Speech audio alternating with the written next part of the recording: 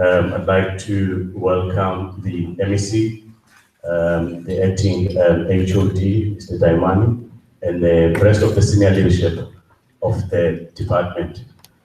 And I would also like to note all our guests here, the leadership from the cultural sector, and also from our side, from the daily dispatch, as well led by our acting general manager, Ryan Ngalwa. Ladies and gentlemen, I'll start by introducing myself. My name is Ngalwa, and I'm editor of the Daily Dispatch and the Saturday Dispatch. And I must declare upfront that I'm a journalist, I'm an editor, and I'm also an aspiring farmer.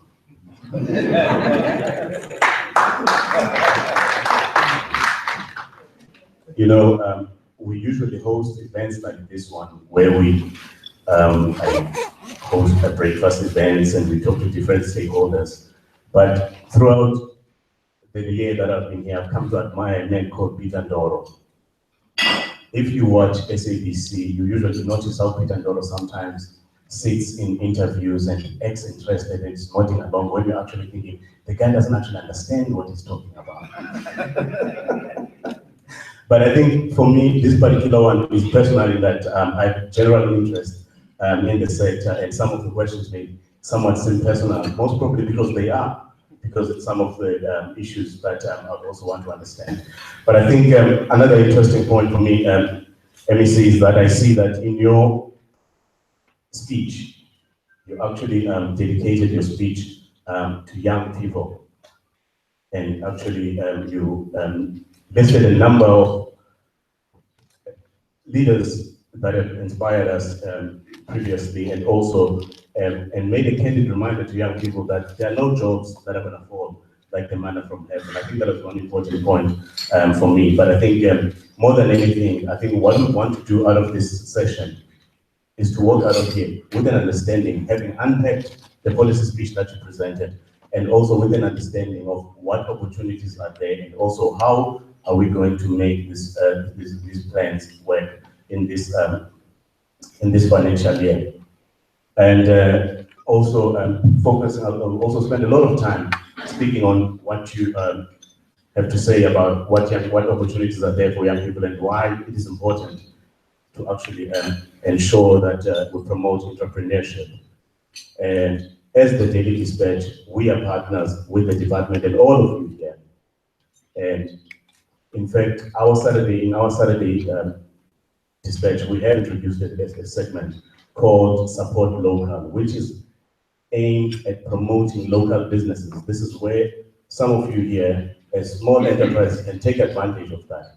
We are biased towards small enterprises to make sure that the work that you do, we do provide that and do support local businesses. Because the reality is that when we lose jobs, as we lose jobs, we as the dispatch, we lose the leaders. So it is also in our interest as the Daily Dispatch to make sure that we create space for entrepreneurs to profile the work that they do, ladies and gentlemen.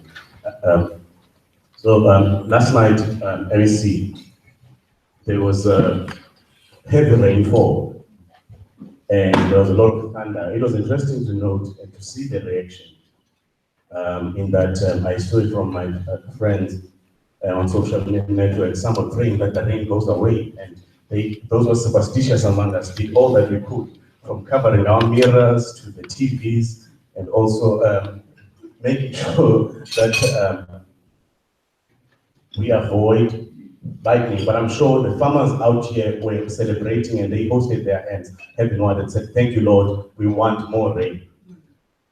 I think it's a good thing and it's a good sign, Honorable MEC, that actually we had such a rain on the day that you delivered your policy speech.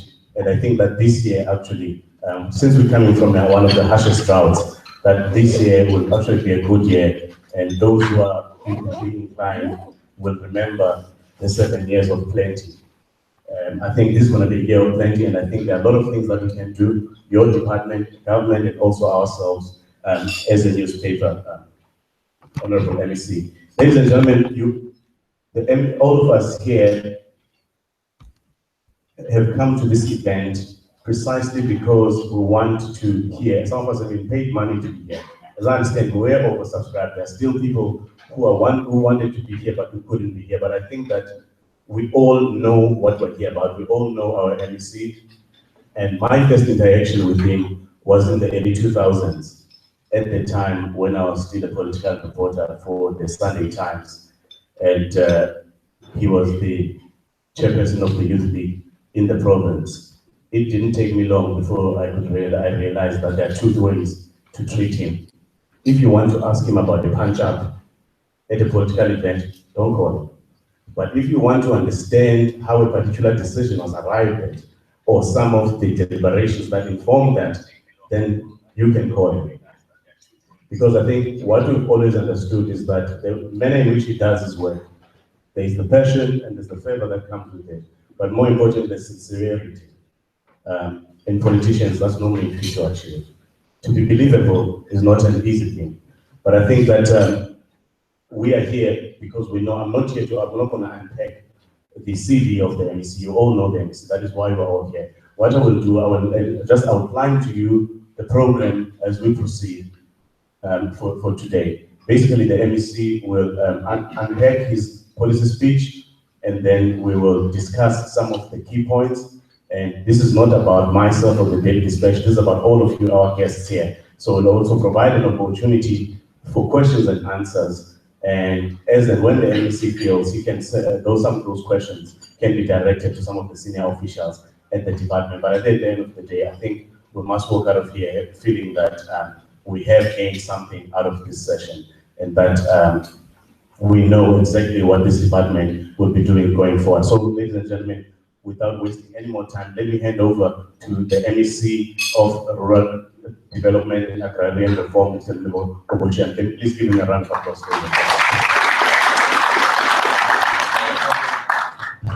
Thank you very much, Sbu, and your team, Daily Dispatch, for affording us this opportunity to come and converge on this morning, so that we can also share our legal experiences about this huge task that is before us as the province of the Eastern Cape. But I think the main intention, really, as the province and the provincial government and the people in the sector, is to define the true character of the province of the Eastern Cape.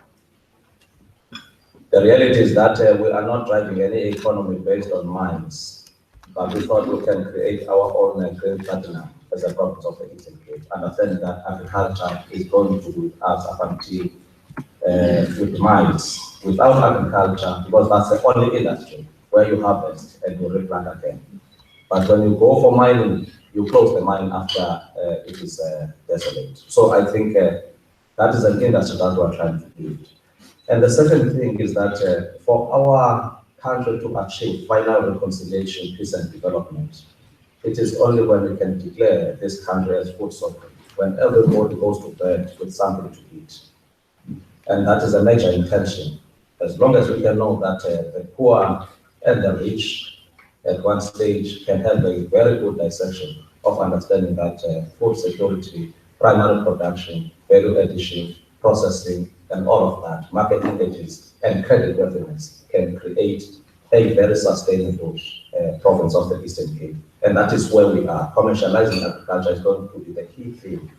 Commercial farmers, smallholder farmers, communal farmers, all together in the platform of development will create a validation of our story as a true reflection of what we are trying to build as a province of the Eastern Cape.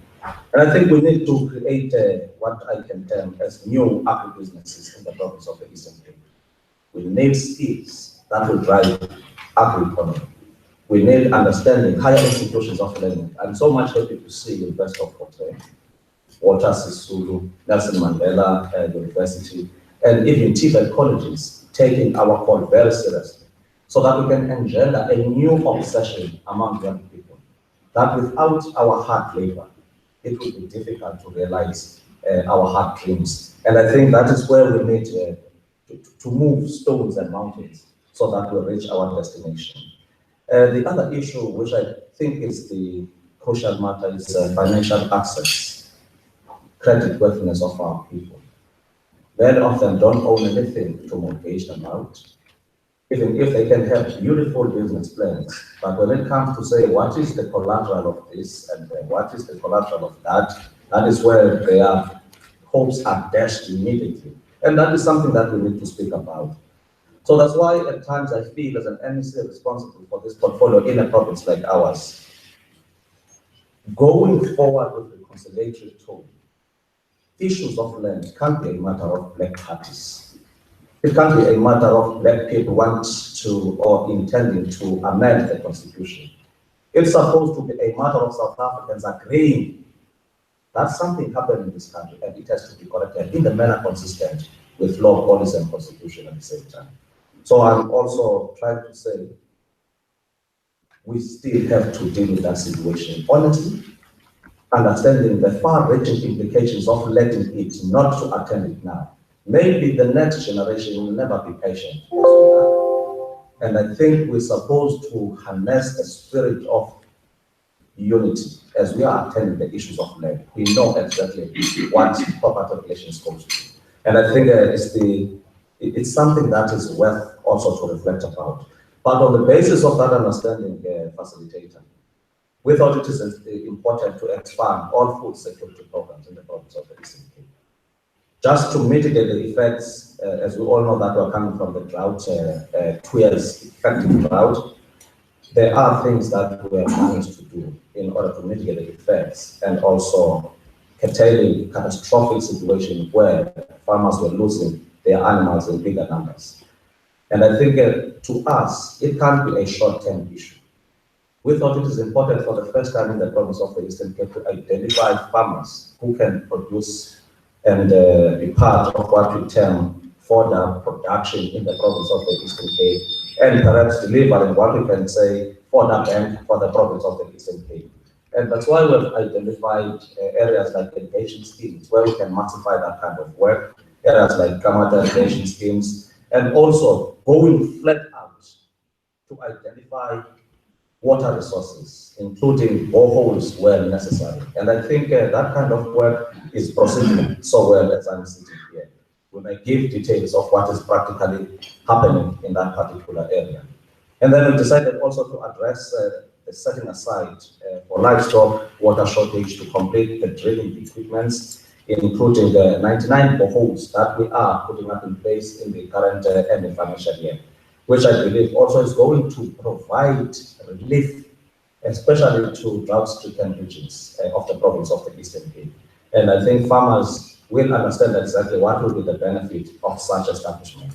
So the issue of fodder bank facilitator, farmers supported to produce more than 15,000 tons of their own fodder is what we are looking at in the next current financial year. And we are targeting areas like Saravatman, which we know that there are areas that are under irrigation there. Kamata, Kraydog, in Prisani, research farms that we have as a department so that we can produce our own animal feed. And I think farmers will also be provided with 7 sets now of hay making equipment.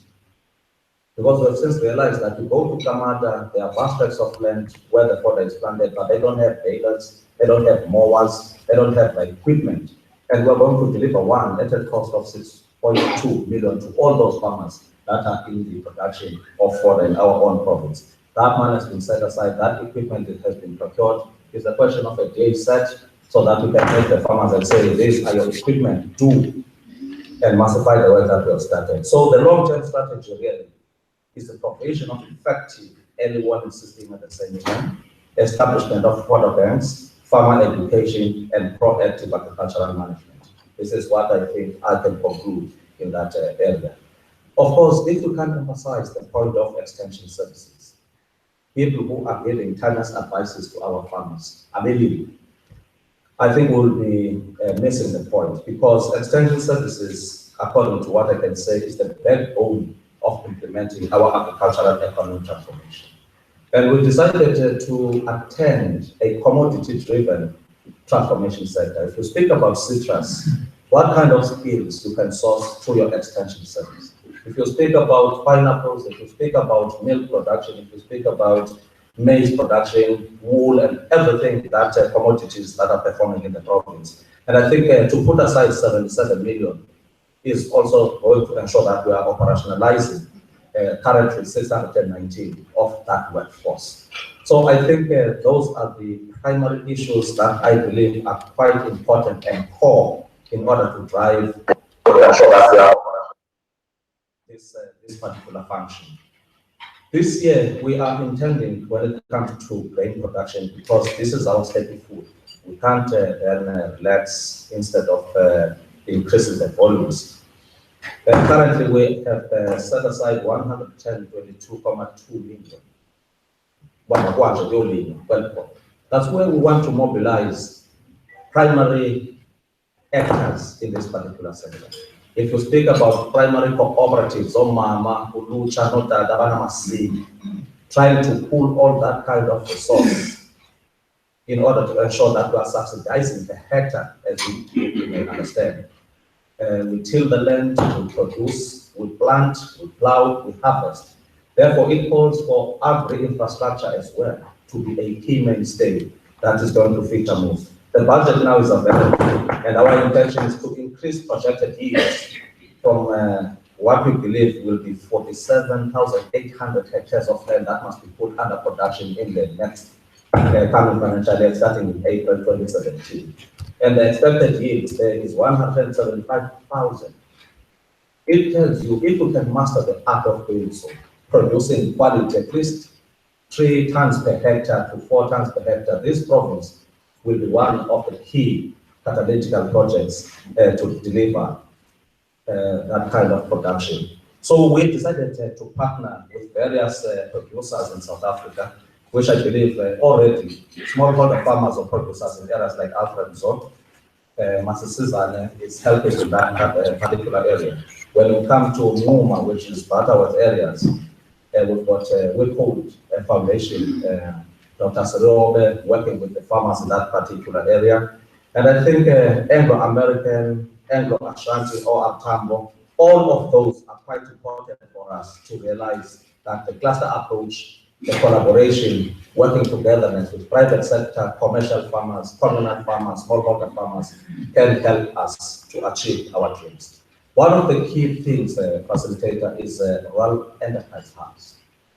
Of course, Eastern Cape is a rural province, but we need to create new enterprises. We have to create new hubs so that we can work with our primary producers at that level, creating a foundational development trajectory. If we are speaking about farmers in Nkanduli, having their milling capacity at that level, milling their maize to become milling mills, sand and other things so that they can value add and link to markets. And I think that is what now we are going to expand in the year that is coming. Of course, we are going to deliver a 5th rural enterprise hub in the area of Buffalo City in Chapu. I think Amanda will be in a position also to partake and create that kind of rural wealth, rural enterprises, creating a lot of participants in this program. We're going to start with 14.5 million currently, but the intention is to complete the project at a rate that is closer to 15 million. So that we are going to put up the world-class facility with silos that are going to pick the grain, so that when the production is starting, at least there is a safety net and safety valve for the food that people are supposed to eat. And I can proudly say, I've received reports from what we call household community survey, where it was conducted by Statistics South Africa independently, saying because of the endeavors that we are trying to do, this province has managed to see a decline when it comes to poverty indexes. The decrease from 14.4% in 2011, now we are standing at 12.7% in the year 2016. And this indicates that poverty headcount is showing signs of being dented. At least people are starting to emerge wealthier in terms of knowing what to do about land, what kind of food they must produce for themselves. People now are able to go to their gardens and produce, and that is quite a positive plus for the province like ours. Commercializing the livestock is also going to be key going forward. We are living with a cattle head population in the entire country as the province of the Eastern Cape. Meaning that it's a question of fattening those animals, creating an opportunity for them in terms of custom feed lots, and generally the practices of managing our livestock, the pastoral management, the fencing that are supposed to be there, the protection of them, dipping pens, all that agri-infrastructure is going to assist the vaccination of animals, knowing exactly what is required, what type of grasses we have. And I think all these 10 Royal Custom Feed centers we are speaking about, targeting communal farmers at least, and one commercial feed lot as of now is going to be of assistance. And I think we are targeting to assist smallholder farmers, commercial farmers to sell a total of 2,536 cattle. Those must be well ready-made, well prepared, understood by everybody to be ready for market as we are going forward. Generating revenue, of course, as we have seen, of 16 million for communal and small-scale farmers. And our intention is that the 75 opportunities of jobs that were realized is because we are able to plan much more better going forward. And I think those are the important areas. If we can't commercialize, our farmers can't understand that because of the value of what is inside their crop, they are going to keep these animals for perpetual years without realizing benefit out of that. And we want to target communal farmers as well to partake in this whole big economy. I attended Operation Pakistan launch in Pretoria a week ago with the President of the Republic and the Vice Minister from China. The Vice Minister of Agriculture from China signed with our Minister of Agriculture here to say they need tons and tons of meat. I think 20 million, if I'm correct. Chinese can eat meat. But who is going to provide that if we are not preparing the province of the Eastern Cape, the farmers from communal areas, to ensure that they are also part of that economy, of that export potential?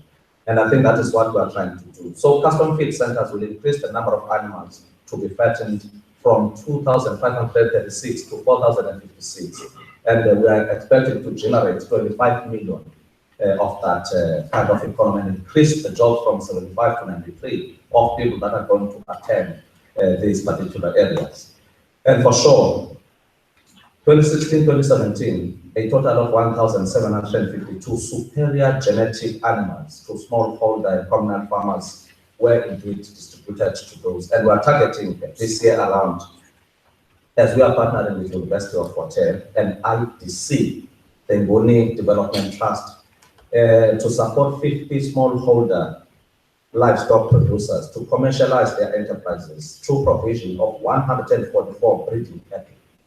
And I think that partnership surely is going to trigger a new dispensation altogether. The issues of mentorship, entrepreneurship, secured offtake agreements for the marketing of their livestock is going to be part of what we want to create.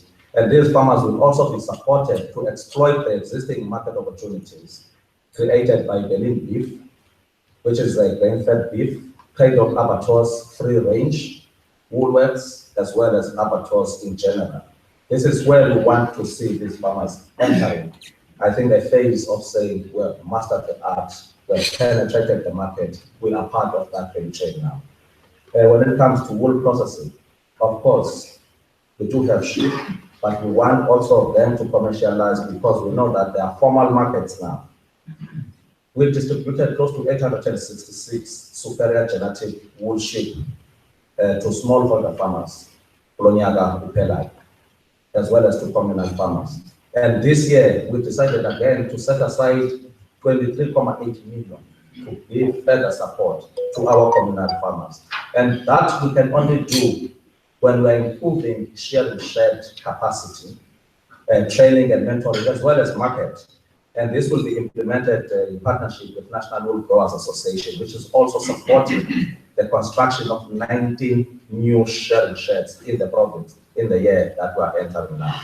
And I think that will benefit 240 wool producers in the province of the Eastern Cape, thus creating close to 144 jobs opportunities. We want also to recruit unemployed agricultural graduates for experiential training in this particular regard. And I think that is going to help us a great deal. Of course, without animal health, people are eating meat every day. there must be a guarantee of state of that meat, meeting the standards, whether it's low throughput, high throughput, everything that we do in our abattoirs must be coming from assets that are healthy in terms of where they are coming from. 37.4 million have been set aside to maintain health status of our provincial head in the province of the Eastern Cape. And I think we've initiated an establishment now, which I need the support of everybody in this room. Partnership with the University of Fort Hare, of course, which I believe, if we can agree and take this forward, that Eastern Cape must be a second destination for veterinary institution or school in the country. Currently, it's only one in Pretoria. We can't have an opportunity of living with our animals, but we don't have a veterinarian institution in the province of the Eastern Cape. And I think we want to lobby very seriously that this initiative is driven currently by a joint task team, including University of Fort Hare and the department. Surely it will require the support of all stakeholders in the province of the Eastern Cape. It follows a scheme called and our university must house that kind of a program. After infrastructure, nothing we can achieve from the head of the program. A total of 127 on-farm livestock infrastructure projects have been implemented, including fencing, stormwater system, dipping tanks, stock handling facilities and sheds. We need to support our farmers who are receiving funds from the program of land redistribution and distribution programs. So I think I can go to town explaining exactly, because I think the speech will be distributed to the members to see areas of interest. But towards conclusion, we thought it is also important that we set aside 14.7 million for fencing covering close to 293 kilometers, resulting in 879 jobs. Because if we can't put fencing, periphery fence, boundary fencing, protecting our animals, their movement and so on, it's going to be difficult for traceability of these animals when we are selling them elsewhere, because they will need to prove that indeed this animal is coming from this area, this is the type of grass you can see, the other ecological zones and so on. This is how they can also be in a position to sell their assets. So targeting close to 300 kilometers of fencing network in this current financial year is going to be smarter for our own producers. But lastly, for young people, I received a lot of requests for piggery projects, especially Buffalo City Young Cooperatives, as well as KSD in Tata. We are going to support them. And I believe our own district offices will liaise directly. We are about to open a new abattoir, chicken abattoir in Grahamstown, but we decided also to set aside poultry infrastructure, funding those infrastructure so that the input that goes to that abattoir is coming also from the nearby environment. CTC Bola, about how many people are going to partake in that serious program. And I think we're concluding this year. Fortunately, we may open a new state-of-the-art tech shed for citrus farmers in the areas of Rethinking in Boshua. The kind of work that is happening, the state-of-the-art facility that we are putting in place there. Because I've been part of the Citrus Summit last week, attended by European Union and the ambassador of AU in South Africa, SADC countries and South Africa as a whole. And I can be a serious industrial player when it comes to that. The farmers here, black farmers in particular, smallholder, saying we don't have the state-of-the-art pet shed, we must take our produce to Fort Beaufort, I believe, traveling all this dusty road, and they affect the produce. And we took a conscious decision to build them with a tune of 22.4 million state-of-the-art, which I believe in the year 2017, it may be completed for farmers to go and witness one of the best things that we have done. So I believe even currently, the 41.8 million will still address issues of infrastructure development, especially for communal farmers, and sustaining those that are there currently. And the aquaculture, I cannot conclude without indicating that we are going through a very exciting opportunity of fish farming, aquaculture technology, aquaculture skills. There are new schools that are going to emerge in the province of the Eastern Cape in collaboration with the Department of Education and Economic Affairs as well as Department of Transport, to deliver those kinds of schools in the province of the Eastern Cape. I can certainly say in the year 2017-18 financial year, the department will also invest close to 9 million to expand production through incubation program in the Catch Aquaculture facility there, and complete the Tata Dam hatchery, which we have started last year. And our intention is the expansion increase in production capacity by 792 tons of fish per year, with a gross value of 42 million, creating 210 jobs. So we can't have young people that cannot be supported. I've seen the Department of Zoology in Umtata, which I believe was Sulu, working in that hatchery, and also addressing the nearby communities to understand that fish farming can create enormous economy. I visited in Kanduli last year, seeing the rock lobster, which is now reaching the shores of Asia from the province of the Eastern Cape, creating millions of rents for that particular farmer in that particular area. And these are the opportunities. Our own fish cooperatives can't stand without knowing what to do. We need them also to be part of the fish value chain. And I think Dr. Ga, together with other departments, will undertake capacity building program to empower all fishing communities in the province in partnership with the Department of Agriculture, Forestry and Fisheries. These are the main features of what we are intending to do.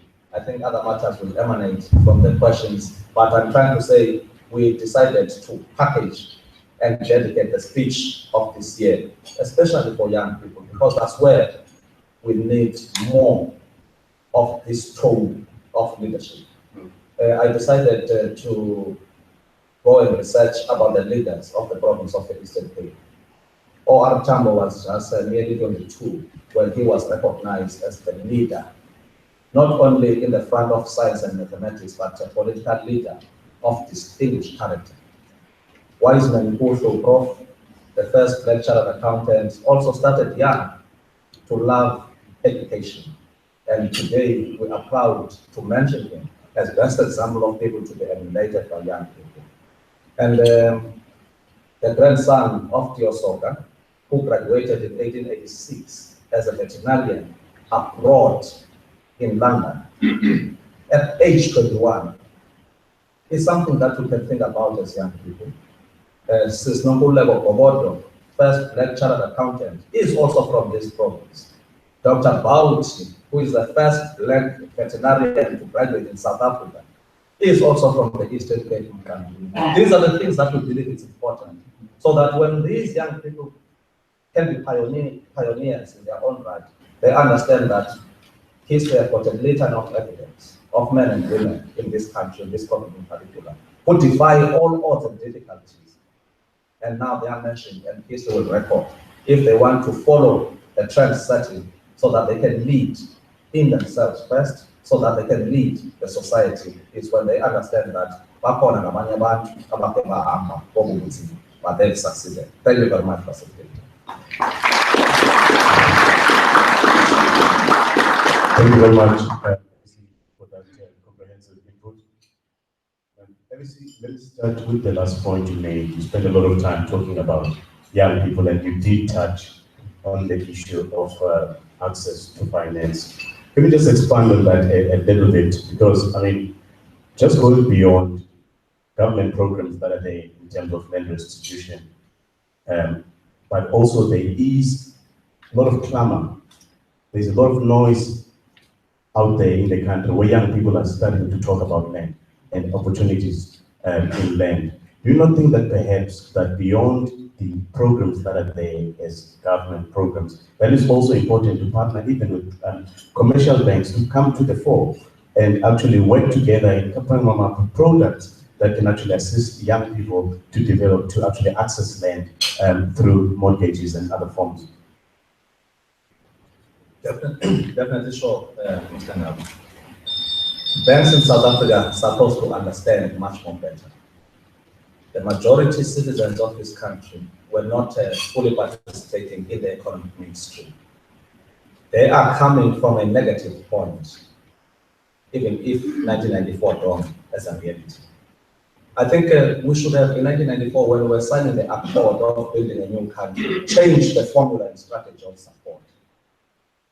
Commercial, even developmental finances of government should have understood that we are coming from a deficit point of view, but with an intention of increasing volumes and production.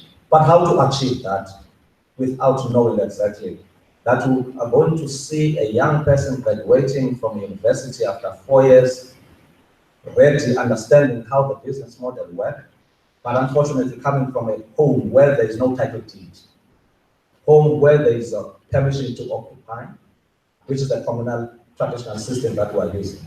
So there is absolutely nothing to say, I can have this as a collateral, I can mortgage, I do have capacity to say, I've got something to put together. And that's why these development finances were created by the state in order to defend and also to foster care and support so that we can work together with those that are interested. But I think this is something that we need to attend very seriously, because at times there are temptations of wanting to create developmental finances as commercial themselves now, with no appetite to hold the farmer up until we see that there is a break-even point, there is support, there is mentoring, and all of that kind of work. Commercial, then surely, I must declare now, there are banks that were also interested to come and attend this session. I think Standard Bank, if I can mention, if I'm right, I'm apologizing if I'm marketing. But they are also seeing a reality, creating desks in their own institutions of understanding that we are coming from this particular history. But young people must not be dampened. Rural development agencies here, they will talk about what are the opportunities in their youth package segment of loan structure in that particular institution. Because we said we can't have a situation where young people that are emerging will be expected to repay at a prime rate that is above normal. If you are speaking about young people, I think when it comes to women, youth, and disability, there is a bit of a facility created within their loan structure, which is much more affordable in terms of repayment. But I'm saying, without us converging, understanding that we are coming from this particular history, of course, we can't fund everything, even if we can see that there are no prospects of this becoming a successful enterprise. But we must be deliberate to create Black emerging farmers supported by government up until we are all satisfied that they are in a position to move by themselves without the support of government. But because of what they can realize in terms of profit, they can repay the loans and still be bankable going forward. But also coming to the government side, before I move on to another point, do you not think that the current list system where government purchases farms and then leases them to beneficiaries, that actually it is inhibitive in that, in the same way that people treat what they own, and like you would a rented car. So if you don't own it, there is no sense of ownership, and also there's no commitment to it. Don't you think that also that model needs to be reloaded going forward? No, surely, definitely. I think I've realized that. Number of farms, I've indicated in the speech that close to 500,000 of hectares from farms that have been given back to the people are not productive. I visited some of those farms, and I could see that if you are giving 30 people this piece of land for development, others don't have even an interest in farming. Day one, they will start fighting about what is inside there, taking the wheels of tractors, selling them in township and so on, others taking the starters so that they create another opportunity for themselves. And they lock those farms without production. And this is a model that I think we need to change. Farms must produce and farmers must farm. If we cannot arrive at that level, farmers are supposed to produce food, not conflict. And I think it was a strategy to say we want to massify participation, but I think that strategy is backfiring. Surely we must have a new formula. But there are successful stories in the same problems of the value, and they derive benefit out of cooperative ownership of those particular farms. It can't be a blanket rule, but it depends what kind of programs that follow these segments in these farms. Are these farms recapitalized quickly? Are the skills, training, mentorship properly managed? Because I received information saying even the mentors at times that are appointed are just there to milk the opportunity instead of engendering these kind of skills, ensuring that they are able to swim. And these are the matters. The mentor is staying 5 kilometers away, coming on a particular day just to see whether things are happening or not. So I think we need on-farm kind of training. That's why we're speaking about a new formula when it comes to extension services, so that we are in a position to monitor what is happening on a daily basis. And I think we have to relook in that policy as well. Let me say, I'm glad you touched earlier on the reduction of poverty levels in the province, and also the role of subsistence production in households.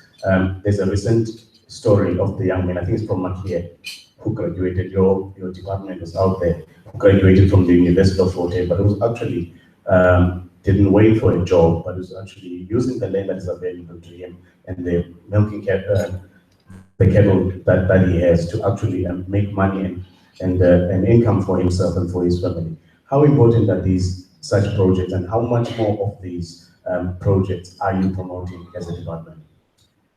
Well, thank you very much, Mr. Ngalwa, once again. I think the young gentleman is also part of this forum now.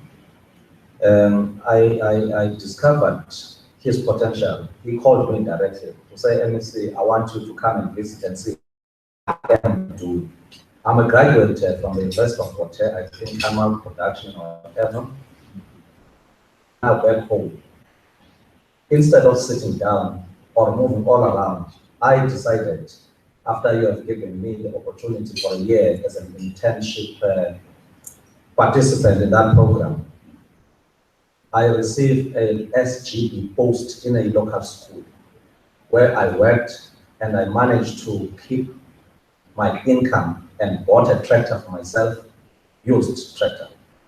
I tried to do a bit of local work, people paying, I think, plant garden fields and so on. He bought for himself 2 quality milk producing cows. I think he has managed to milk those cows, assisted by committee boys, and he managed to be supported by a commercial farmer, whom I think that farmer donated a milking equipment for him, I think free of charge, if I'm right. And then after that, he decided to increase the volume of the work he was doing. Visiting him, I could see a striving rural young man whose father was a farmer in a communal setup. He is now educated, he understands how to break the ceiling, but the experience is that there is no support, there is no funding, which I believe he was just requesting irrigation equipment to irrigate grass and do all of that in order to feed. Now he was saying to me, I'm close to 50 of those that are milking. And I've seen them, well trained, understanding how to feed them, the quality of the milk and the creamy part of the milk, and servicing more than 11 schools now as part of what I believe is school nutrition program, giving fresh milk to those schools. It is his call. I think he can share that experience. Mr. Makidiki is also here. And I think now, in terms of the animal health, he is now in charge of, it's close to 100 in Bomo, Anasun. And this is what I think we're supposed to be grateful. Stories from young people from rural areas who don't wait, but use information, knowledge, and understanding skills acquired from our universities. So that's why we are also saying universities must give us processed, well-finished product of agri-entrepreneurs at the same time.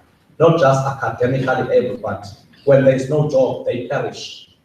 We need them to trigger new economies, new appetite, and new ventures, so that they can be innovative enough to understand the importance of the sector. Mr. Makidiki is here. If you can just stand up, sir, so that people can see. Can you give him a round of applause? Of course, MEC, you spoke about the partnership with the University of Fort Hare and why it is important to also establish a second veterinary school in this province of the Eastern Cape. But also, in your speech, you spoke about all the opportunities that you are giving to, for instance, school leavers and students attending the Solo Agricultural College. Are these students already in the pipeline? Have you already produced some of them? And do you have an idea of what some of those people are doing, or these are just plans that are out there? But also, secondly, in terms of the veterinary school, is that process still at inception stage, or are they already work that has been done in that regard? The issue of veterinary school is a matter that we are serious about. I've already requested the ruling party in this our policy conference, lobbying them as well for that decision to be taken. I know that I have to take through the Minister of Higher Education in the country, because that's the competence where this, that's why the trusting is working. But the true issue is South Africa can't have only one institution in Pretoria if we are serious about the production of knowledge. And we thought Eastern Cape must be the second to receive that kind of high institution or learning institution. And we've identified that Forte will be the best to house that program. So the College of Aquaculture Institute, as it is now referred to, is still continuing with the program for farmers, training and everything, but now we've introduced an academic calendar institution where learners are inside since the year 2015. And I can say, with the benefit of the principal, the first female principal to be appointed in that institution since the establishment in 1930s. All of the 2015 cohort of students have received their full bursaries for the next coming 3 years. Not a single one is going to attend in that institution without support from government. It therefore means practically they do have bursaries as I'm speaking. And another advantage that is now, because of partnership with SITA's Health and Welfare Center, we have managed again to source another 15 million to target the current 2016, I believe, student cohort for the next coming duration of their own alma health diploma. And these are the people that are going to look after what we are speaking about, this kind of care, supporting our communal farmers, smallholder farmers, well-trained, understanding exactly how to handle an animal. In that same institution of Solo, we are delivering what we call an anatomic lab, if I'm right. And it's as well as the state-of-the-art animal veterinarian clinic, which has now been completed. It's about to be open any day. So it tells that is an institution that is fully fledged institution with labs this side, with clinic this side, with academic programs, and even now we are reactivating the farms in these colleges. Fortbox, as I indicated yesterday, that is a program that Fortbox is going to help us with, targeting young people again, and we indicated what is going to happen. So I'm trying to say, if we can't reindustrialize and re-enterprise these colleges, they used to be able to finance themselves in the past. Now we have to pour resources to them, something that must change. And I believe that is going to happen in the province of the Eastern Cape pretty soon. So the students that are coming from those institutions, last day I received a call from students who are also doing NARISEC program through the Department of Land Reform, saying MEC, we've acquired 10 hectares of land, and we're intending to produce maize as well as beans. And I think when they were asking for those things, we reacted and responded very quickly. And I'm quite happy to see young people taking 10 hectares of land, doing that work for themselves. And I think it's what is quite encouraging to see a new appetite and a new drive, zeal and zest among young people to say, we are now in a position to take charge of the pieces of land lying fallow at our disposal in our own communities. And I think that's where we can create much more value when young people are saying, the aging farmers we can see, but we are new entrants in the system at the same time. MEC, you spoke a lot about access to markets and some of the partnerships that are in place. And you spoke also about the fact that to make sure that you maximize production, and also there is a market for that, you will increase public procurement of these agricultural programs. Will this require a decision from the part of government, or it's a matter of you just nudging your colleagues to say, hey, here is a project to support, let's make sure that we maximize, and also open markets for these small-scale farmers? As I've already indicated, when it comes to livestock, for instance, we are closely monitoring Eastern Cape is one of the major provinces in the country when it comes to milk production, for instance. I think 30% of the country's milk is coming from our province. And close to 20% of that is coming from Tsitsikamma areas. And we're now increasing the milk volumes going to the eastern side, coastal. If you go to Emantosing, we've got a new dairy that we opened last year. So the milk share agreement, for instance, that we have, working with Amahlelo, is an indication that communal farmers who are part of this business can also have benefit of take agreements, whether they are working with clover, whether they are working with kucha and so on. But the reality is that as long as we can give guarantees to our farmers that what they are producing is able to get into the market, that is what is going to create a fair share of health in that particular area. If you go to pineapple industry, as we all know, it collapsed in 2008. We have now revitalized and reactivated it in the areas of Kenya. I was there for the last harvest. I could see for myself that already all they were having in their fields have been already purchased. Offtake agreements through summer pride, all the produce, say in the market as we are speaking. And I've been to chicory farms in the areas of Ngalwa. I signed an agreement together with the Minister of DTI saying there must be 5-year offtake agreement, for instance, with Nestle South Africa and Chicory South Africa. We are supporting those communal farmers in that space for them to produce and be participants in the chicory value chain. It's the question of reactivating and revitalizing the chicory factory in the areas of Ngalwa, and ensuring that there will be a buyer for the blending of coffee, that's chicory, which Nestle South Africa has managed to clinch that deal with the farmers in that area. I'm quite pleased to see the kinds of expanded production of chicory in the province of the Eastern Cape. Coming to macadamia, we are now at the international level. We hosted last year a macadamia summit in this same body. We are expanding now to close to 300 hectares in Amanchi, traditional leaders leading from the front, from our own macadamia farm here in Ngalwa, as a first nursery, first production of macadamia in the province of the Eastern Cape. And I can tell you, the market is always oozing to see this reality to its best fruition. And I think Eastern Cape, if we can understand that communal areas can still deliver wealth, it's not about fighting who owns this particular field. If cropping of maize is no more delivering the expected yields of whatever reason, let's opt for diversification of agricultural products.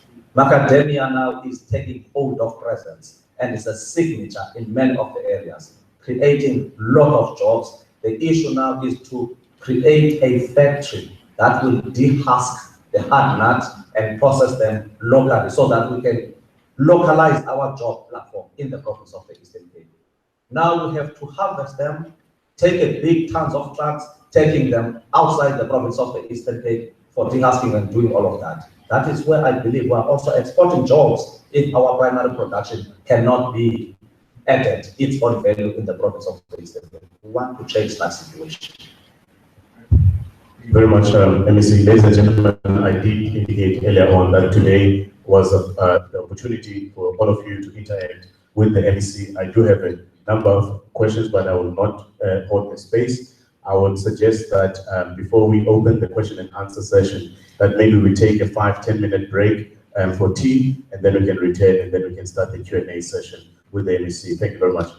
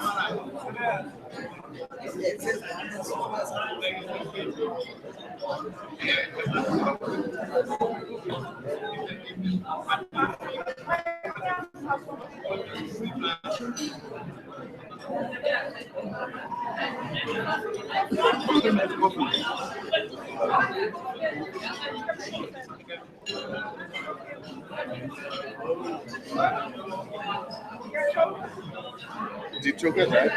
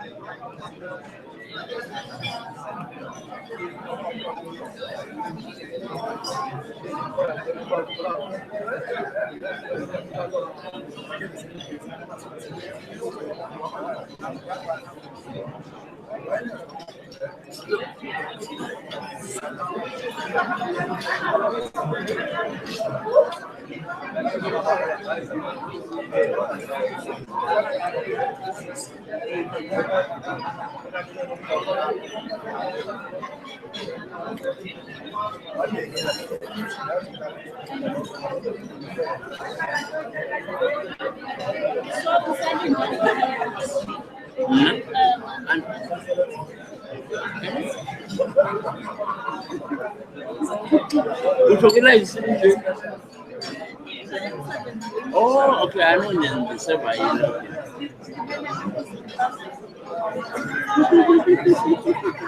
No, the Koreans they even serve. As a result, publicity, Mandi, and the actually, and the Mandarin, and serve. I can better 17, that would be 27.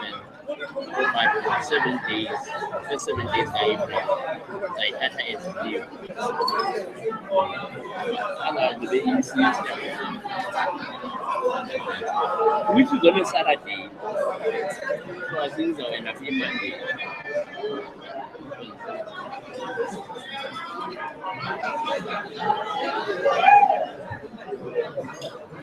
Did you know that did you know did I just buy what you like to do? And then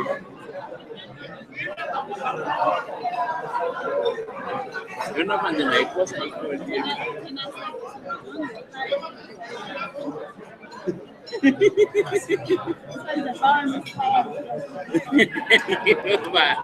There was this conduct.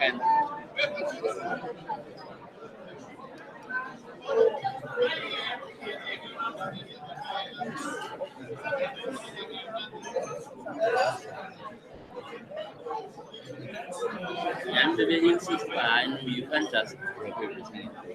But in the eight, you was one up and then I was if only on that day, hello manipulate next scene. I've been letting right one time, so I say, myself, I'm going to wear insurance anyway. You can do anything when you call me with me. And the office thing, you put it on man, top of the brain, and I eat that. Don't have to have the area,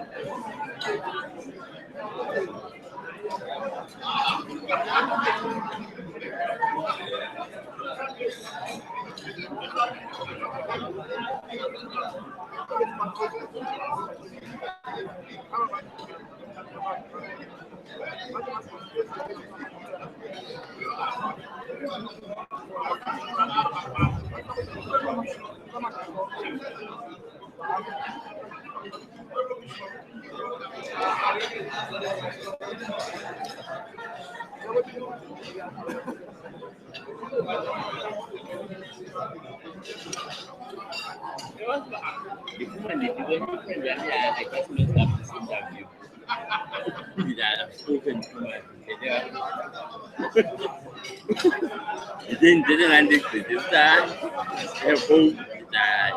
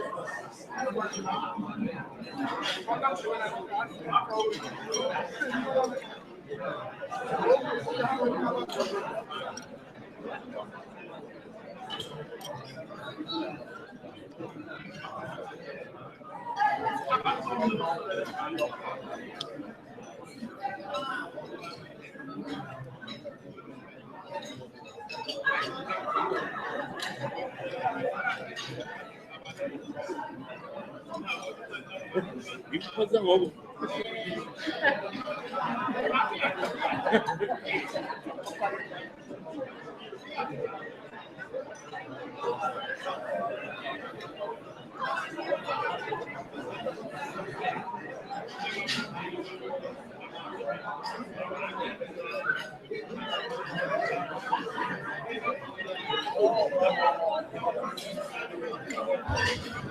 Ladies and gentlemen, can we please finish up? We will be resuming with our program in the next 2 minutes. If you could please settle down over the next 2 minutes, we'd appreciate it.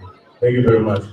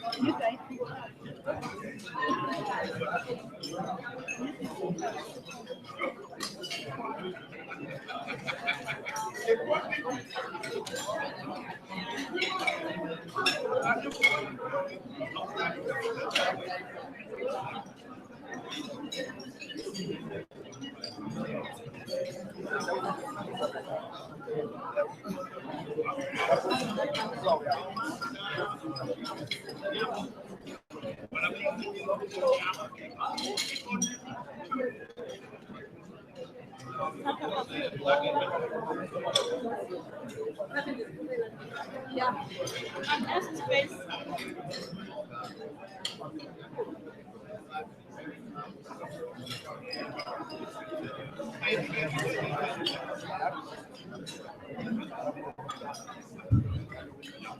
Ladies and gentlemen, can we please settle down? We'd like to resume with our program.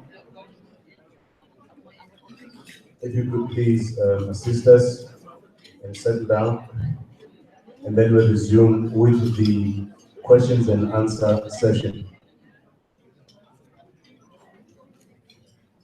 The format we will follow is a simple one, where we will take 2 or 3 questions at a time, and then give the MEC an opportunity to respond, and then we'll open to for another round, and depending on our interest and also time allowing, we will continue doing that until the end of our program, ladies and gentlemen.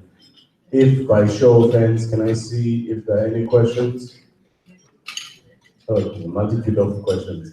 Okay, so I'll start here at front and then go towards the back of the hall. And there's a gentleman here in the middle table here. Also, first hand, I don't know if you have a microphone. If you don't have one for now, I will share mine. I think there was a third microphone, but it's fine. Oh, there is, okay, good. If you could just be brief, introduce yourself and be brief with your question so that we can allow for other people to join in. Thank you very much. Thank you, Mr. Facilitator. Honorable MEC, my name is Tim White, and I'm running special projects for the Walter Sisulu University. It is a fast-moving consumer goods supplier development program. So, Mr. MEC, you have mentioned a few times today with regards to access to markets, commercialization of the local and rural producers. So, with regards to the Walter Sisulu Supply Development Program, there are a number of retailers that have already expressed interest in purchasing and providing demand and offtake agreements for produced by the rural farmers, but also other products as well. So the question that I have for you this morning, sir, is do you believe that the focus of access to market should form part of the strategic value chain solution of the department, and in that way support local producers and manufacturers? Okay. Thank you very much. We'll take a question at the table by the wall. I think there's a gentleman there by the dispatch banner. Thanks. Okay, thank you. My question to you, Honorable Premier, MNC, made a big profit.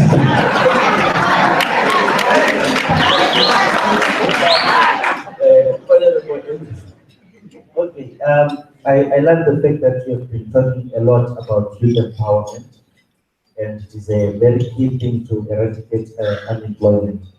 But I want to understand the department and your own personal stance, even the political stance of the ruling party on women empowerment, and especially the girl child. Yeah, because I recently had 2 3 girls. So I need to understand what is being done for the girl child, what opportunities are there, what channels are in place for the girl child and for women empowerment. And lastly, I would also want to understand what is your stance on the one household, 1 hectare policy. Yes, how relative and how relevant is it to these problems? Thank you. Thank you very much for the question. We'll take a third question. You can go to the table in the middle. Over there. Thank you very much. Yeah. Thank you, Chair.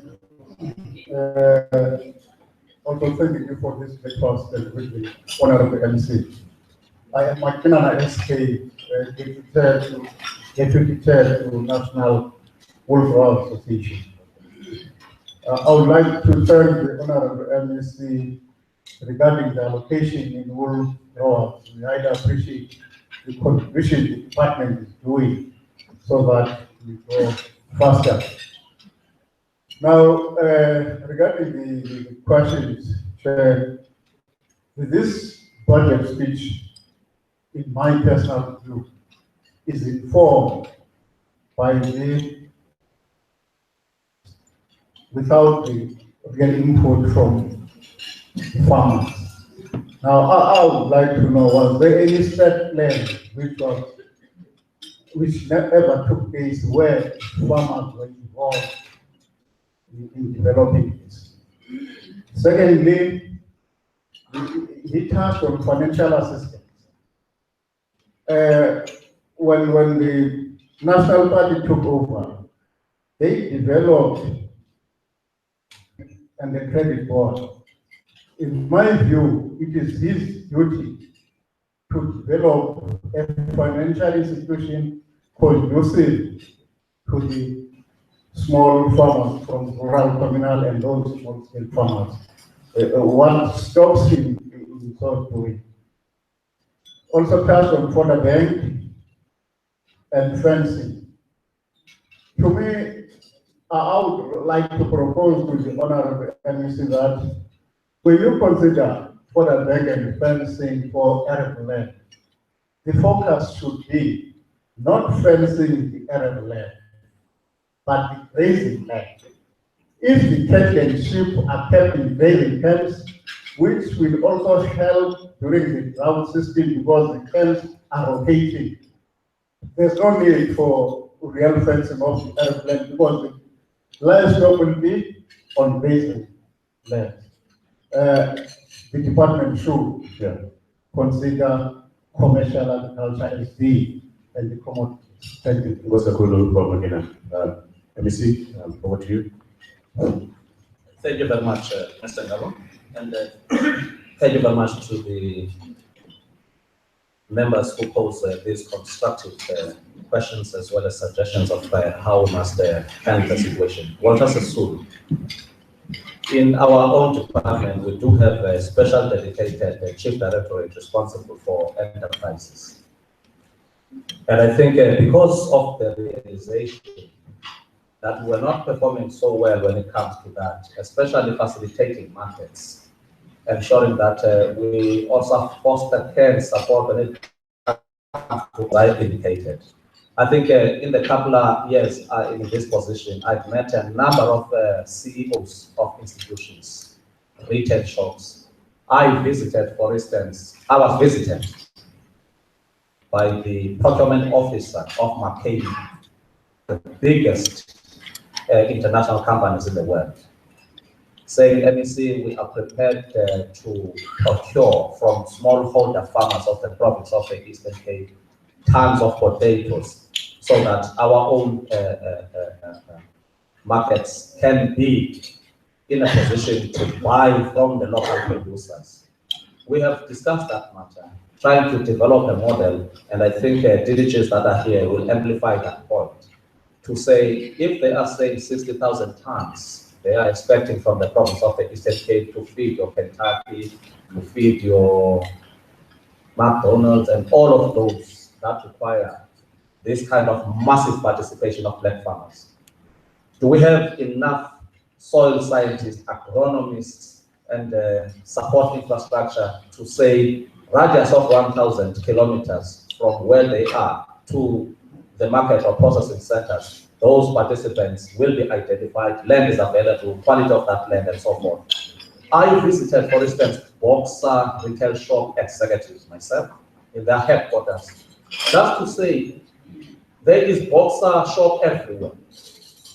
And the CEO was saying to me, Honorable MEC, we're about to open, I think, the 39th shop in your province. But I was asking them, are you buying from local? And I indicated to them that there are fresh crop producers in the areas of Mtanduli, in the areas of Kaiskamahook, in the areas of Township of Nelson Mandela. Can we then create a sustainability of supply? And Boxer Shop said, we are prepared to partake in that. We are going to start from the designer side farmers so that we can see and grow incrementally, trying to open up avenues for local farmers who are producing tons and volumes for which the business is also interested, quality, sustainability of supply, which is a matter that we need to address as Eastern Cape farmers. So I think if we can just master the art of doing that kind of collaborative, integrated work, facilitated, handled by farmers themselves, including the department, to say, these are the people who can sign this agreement, who are ready to do exactly that. And I think, to me, we are in a platform now of saying from primary production to value addition to markets and credit facility is now created. A young farmer who visited me was a special guest yesterday from Elohim, producing tons of cabbages from the deep dungeons of Elohim. The problem is your infrastructure at times, food perishing from the fields because there's no timer support given to that young farmer who is also having a market already available for him. If it is raining, it's difficult to go and take that. These are the matters that fundamentally we're supposed to speak about. I think Mr. Hobson is here as a GM responsible for enterprises. He can indicate at what level we are currently in terms of arranging the markets for our own Eastern Cape farmers. I've given that particular function for him to take. If we speak about Kaiskamahook, Zanyope, and so forth, I think he will take youth empowerment, women empowerment. I'm passionate about anything that is young and youthful. So that is my stance. Without creating a deliberate young farmer now, we would be late to salvage this country from the quagmire of the future that is still bleak. But if the farmers we create and plant in them now, still young, I want to change totally this idea of saying I will buy a farm when I'm retiring. I want to go and rest in my farm. Farm is an enterprise. Farm is supposed to be productive. When you don't have power, when you don't have energy, it's going to be difficult to move all around those hectares of land, trying to know exactly what to do. You are tired, you've been working for 30 years. I want young farmers to occupy space now, supported by their government, with production inputs, with fertilizers, with skills, with finance credit, so that by now we can give guarantee. We are dropping in terms of farmer numbers, because they are aging. I think we have moved from 6,000 plus who are producing food for us. The food that we eat is 95 to 99% from commercial farmers currently. And I think this is something that is supposed to change. Half of our farmers are still communal and smallholder, contributing very little percentage when it comes to food in the retail shop as we are sitting here. And it's something that we need to corner and eradicate so that everybody can have something, 1 hectare, 1 household. It was launched by the minister in this province, and I think I fully support any hectare that you have with your title deed. I'm telling you, there are things that you can do. And if that can still be a communal, you can still understand who is producing what in his or her own hectare, so that you can massify collaboration at that level and produce for the markets at the same time. The problem is that the majority of us sitting in this room are occupying a land called 40 by 40 or 50 by 50 with the PTO status. So you are just planting and plowing for your own food consumption, nothing of surplus in that kind of situation. Something that we need to deliver it. We have our own food, we can eat as a family, we do have surplus. The next door is also having that. We can create a local market, we can supply the surplus to others to buy, and we create a wealthy environment. And I think taking young girl to a field, I think it's more than a question, a suggestion. That is a prospective candidate, PhD, I believe. Very soon. Thank Mr. Mabeka. Yes. Very passionate young person doing his PhD here in the province of the Eastern Cape. The other question. I think it was Mr. McKinnon. Mr. McKinnon, oh yes.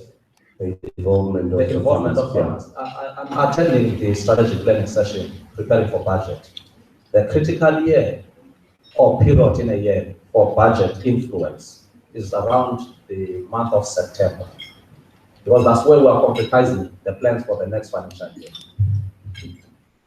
And I was part of that, and I could see number of stakeholders, number of commodity groups participating flat out over a period of full 2 days, if I remember well, trying to say, MEC, we need to move from communal to commercialization, what he is referring to. That is a terminology that we adopted together as commodities of the province of the Eastern Cape. Partnership, collaboration, and all of that has been designed as a key pillar of our strategy. As a result of that, for the first time, the province of the Eastern Cape received more than 200 million because of the strategy concretized at the level of that packaged strategy. That was, I believe it was in Imperial, if I still remember well. So it happened. We're all around the province. I've been to citrus, as I said, I've been to milk production, I've been to irrigation schemes. I get a sense of what farmers are saying. And when they are saying that, let me say we need something like this. If you go to forestry, for the first time this province is participating in a forestry reforestation project. It's because we know what people are saying. I'm not, for instance, doing that kind of job. My duty is to listen to communities, inform and inspire the budget processes of the next financial year. So I represent community in my post, representing government. So I must tell him where the rands and cents must go to address the core fundamentals of our community. That's where I am. Failure to do so, I'll be failing the masses sitting here. MEC for that comprehensive response. But I think before we open for the second round of questions, if perhaps there is a point, or Mr. Hobson is what's indicated, if you can expand on the earlier point. You have a mic? Okay, very good. Thank you, Chairperson. To expand on the market, we have engaged with the procurement officers of box stores. We have an arrangement with them to take up product. It has not been without challenge, I must admit, but those are being addressed on a continuous basis. Similarly, there are arrangements, in fact, I don't know what anything been mentioned, but with those initiatives that have come to the fore, we have got agreements coming with implementing agents involved with McCain to increase the production of the province. And also, there is very recently a contact with the SPAR group in terms of an NGO group that's funded by overseas funders to facilitate aggregation hubs in terms of the agri-parks for vegetables in provinces. They've already got these operating in other provinces, and the Eastern Cape has now been targeted to get those going. So that's got international support, but it's linking the smallholder producers to retail markets, when we know that in this province only 30% of the food we eat here is produced within the Eastern Cape. Now, when we see that, we have to have a local network to channel the production that takes place in the province to the retail outlets in the province, instead of being packaged outside the province and then being trucked into the province, either from Durban or Cape Town or from Gauteng. So that is the strategy we have. So we have engagements ongoing with the lobster stores, with one of the spa is not on the table yet, but the meeting was going to take place last week. It will take place probably in 2 weeks' time. And then also with the major processors, such as McCain, the one potatoes, but they also indicated the possibility of setting up a process facility again in the Eastern Cape, which used to be here, but it's not could come back, because I think there's a realization that with the climate change, Eastern Cape will be a preferred area of production. And we've got the underutilized, potential underutilized land, especially irrigation land, we don't have the risk so much for ground.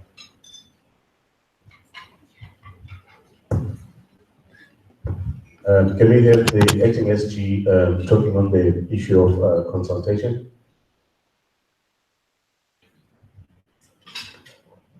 Good morning. My name is Boyka Daiman. Maybe let me just, on the consultation, I think the UC have covered it very well. Last year, we invited all commodities in a 2-day session where they all participated.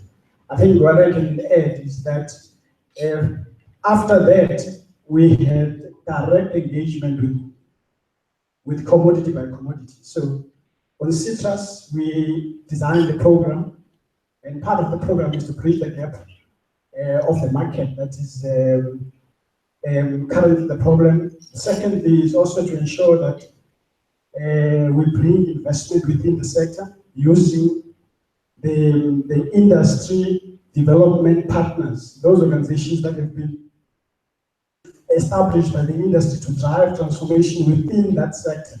So we have an agreement that we will sign soon with Citrus Growers Association as, I think, as a symbol of the outcomes of our consultation with them.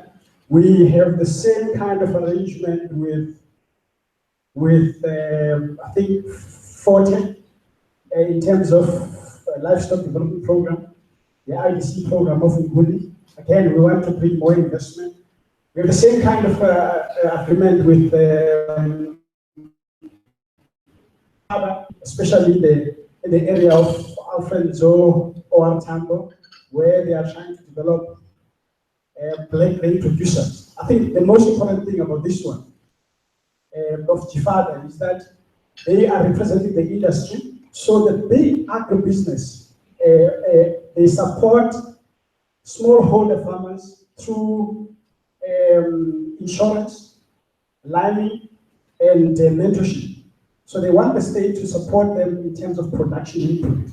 So if you look at all the commodities, the outcomes of our consultation with them led into a program which seeks to bring investment within the sector, within the province, to increase production. So it's unfortunate probably that maybe another representative from the National Wool Growers Association attended the session and therefore did not necessarily pass the message. Even with them, we are concretizing the program, the speech, that will see them participate in mentorship, market linkages, and also building of sharing sheds in the communal areas.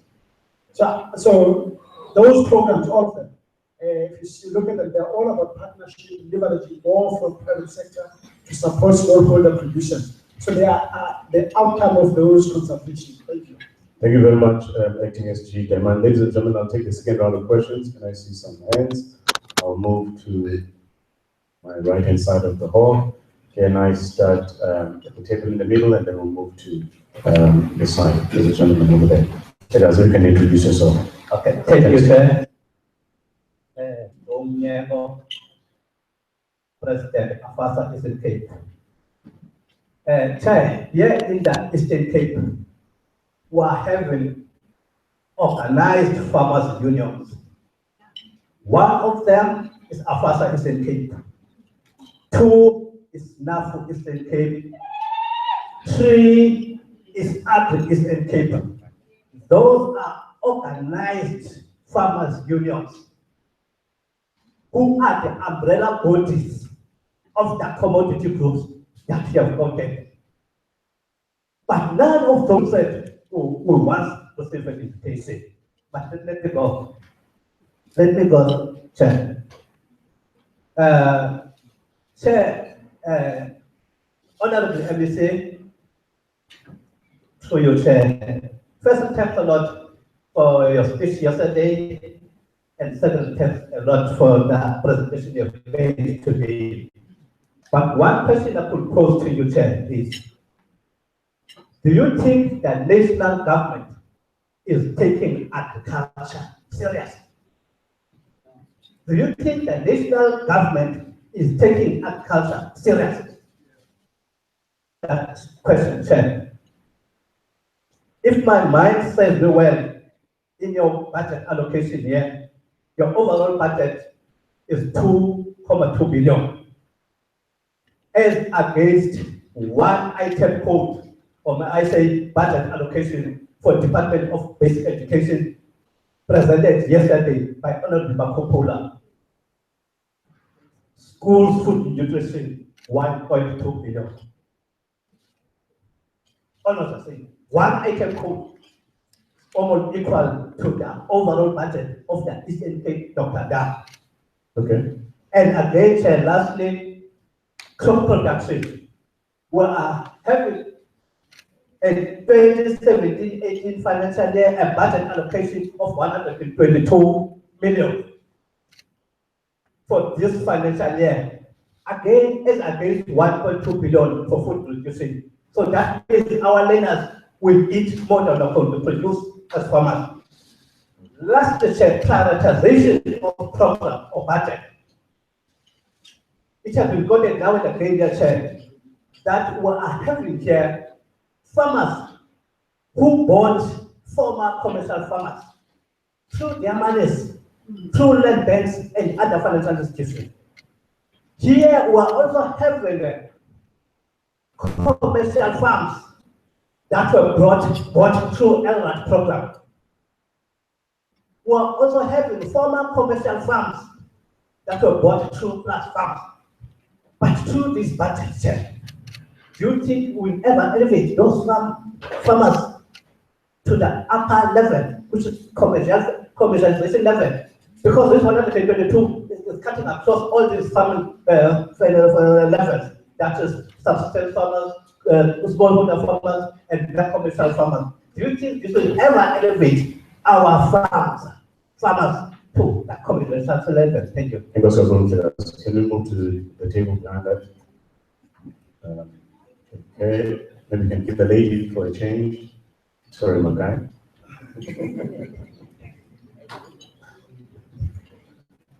Thanks, sir. Thank you very much, Chairperson of the session. And greetings to the House and the Honorable MC. I'm Bokaina from South African Youth Council. We've listened attentively from the Premier first when he was given the budget. And also, we also took an interest to listen to different departments as they were taking the policy speech. And I must say, Honorable MC, since 2015, as a young person in the Eastern Cape that is representing other young people from South African Youth Council, we appreciate and we accept the strides that you are doing in your own department, because from page 24 of the policy speech that you've just distributed, we are noticing that you've got where you're talking about the number of projects that you are doing through ICT in Jongavi. And I must say that, Honorable MC, as we hear, we did tell some young people that we are here with you in a speech, and one person from Jongavi asked me to say, indeed, in Jongavi, we are witnessing the work of the MEC. By so saying, Honorable MEC, we're saying that thank you very much for the quality that you've shown. And also, Honorable MEC, I think both for political reasons and perhaps even the consciousness that might be guiding many of us, we are appreciating the fact that you have decided to forge serious ties with Investor Forte given its own location and contribution that it has made to the South African politics and also even the continent, and also the number of heroes and heroines that the university produced.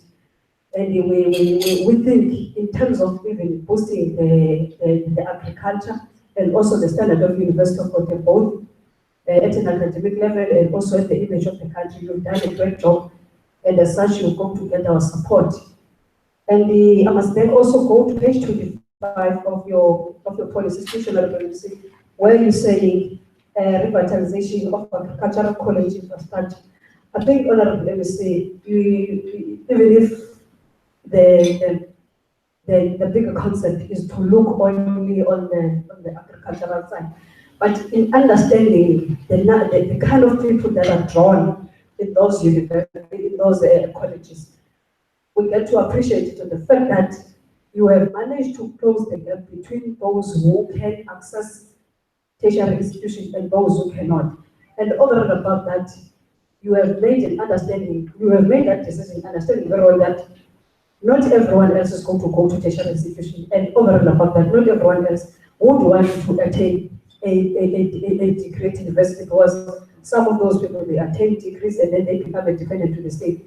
And as such, Honorable MEC, we are committed to say, we did attend an ICT summit that was organized by the department, and the main commitment there, that from what we have through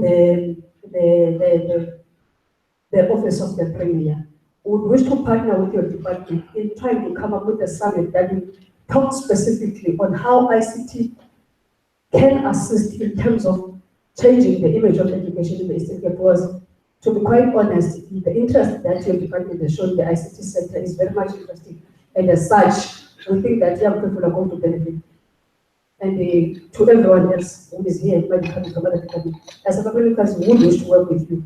And the work that you have done, Honorable MEC, we appreciate it. We must say it was just still alive. Thank you very much. Thank you very much for your comments. So we'll take the hand at the table behind that.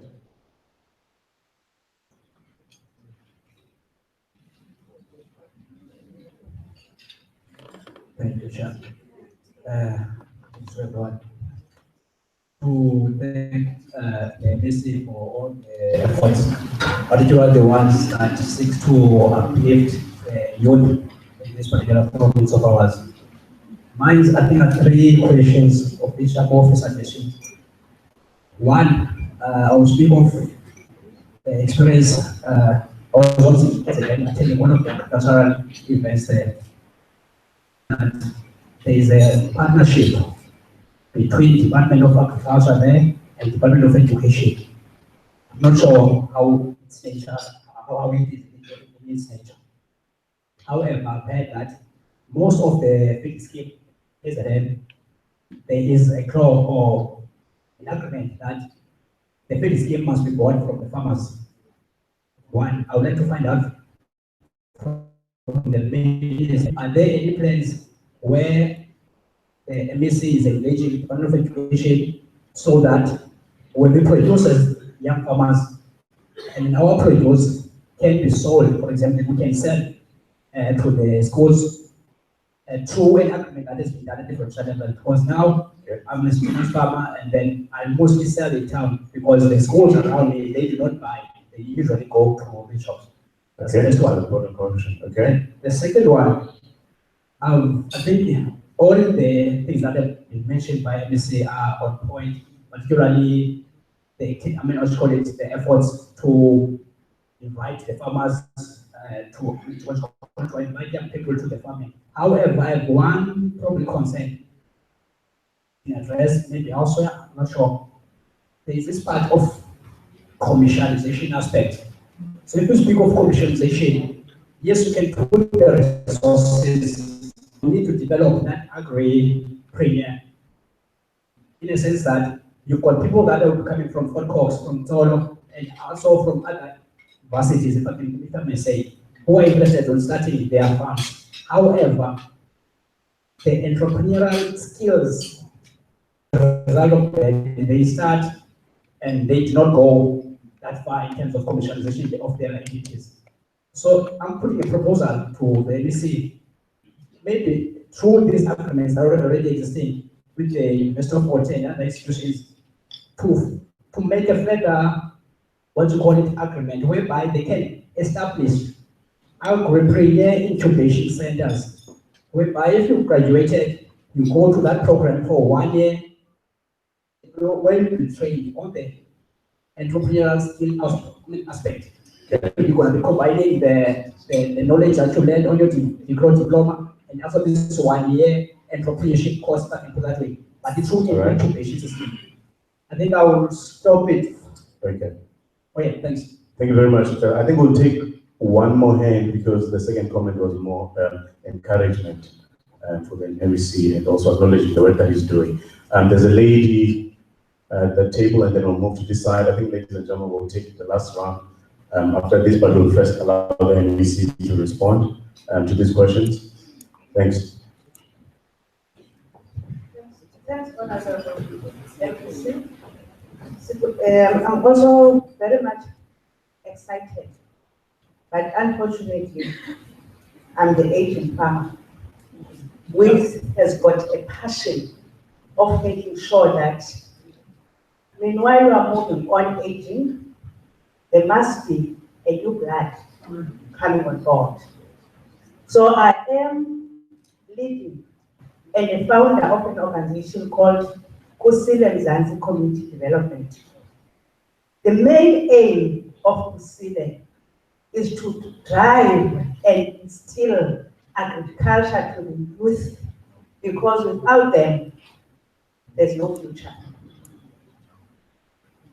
Currently, MEC, we've got 23 students who had been admitted at Postbox for a special program of 1 year, where they are under a very constructive and a serious program of transforming them to be farmers, not to be abandoned. Because on the day when they were welcomed there, they were told, guys, we have managed on the academic side to produce agriculturists, but at the end of the day, they always, once they are done with their academic studies, they go out and submit CVs somewhere else. But from you guys, we want to transform you to be farmers. We've got one who's doing diploma and 3 are on this 1 year program. And as I'm sitting here, and you see, I've got 16 young people who have been by AgriSita to go for learnership. Now let's add 23 plus 16 plus 1. That means under our arm as Mzansi Community Development, we've got 40 young people who are there at MCC, needing support, because financially our organization cannot afford the full tuition that is supposed to be paid to that institution. Meanwhile, we have committed the little that we can. So today, I'm making an appeal to you, MEC, to look at this serious project. And those guys, the report that I got from the institution, the instructor, Mr. Kubata, said to me, Mama, the commitment and the way they are vibrant. The reason is they are products of farmers, the aging farmers. Now we are giving them the baton to move on. Meanwhile, you are still alive. So I have their ears and eyes and mouths today to say, here are the Postbox MEC. The others are at Mugwadi, where I'm coming from in Scatterland. They are in the learnership as we speak. We are also having there a 30 by 3 meter greenhouse that had been, that Kusile had managed to fundraise from South African dwellers. Still, there is some technical systems which are not in place that would really ask your agency to help us to make sure that we get that necessary going. The last MEC, we are boasting about 770 hectares of land there. And in that 770 hectares, there are farmers who are willing to start working as and yet. The challenge is for the past 30 years, we didn't use our land. And now, since Ukusile had sensitized that community, they are ready, MEC. We are appealing for fencing, ASP.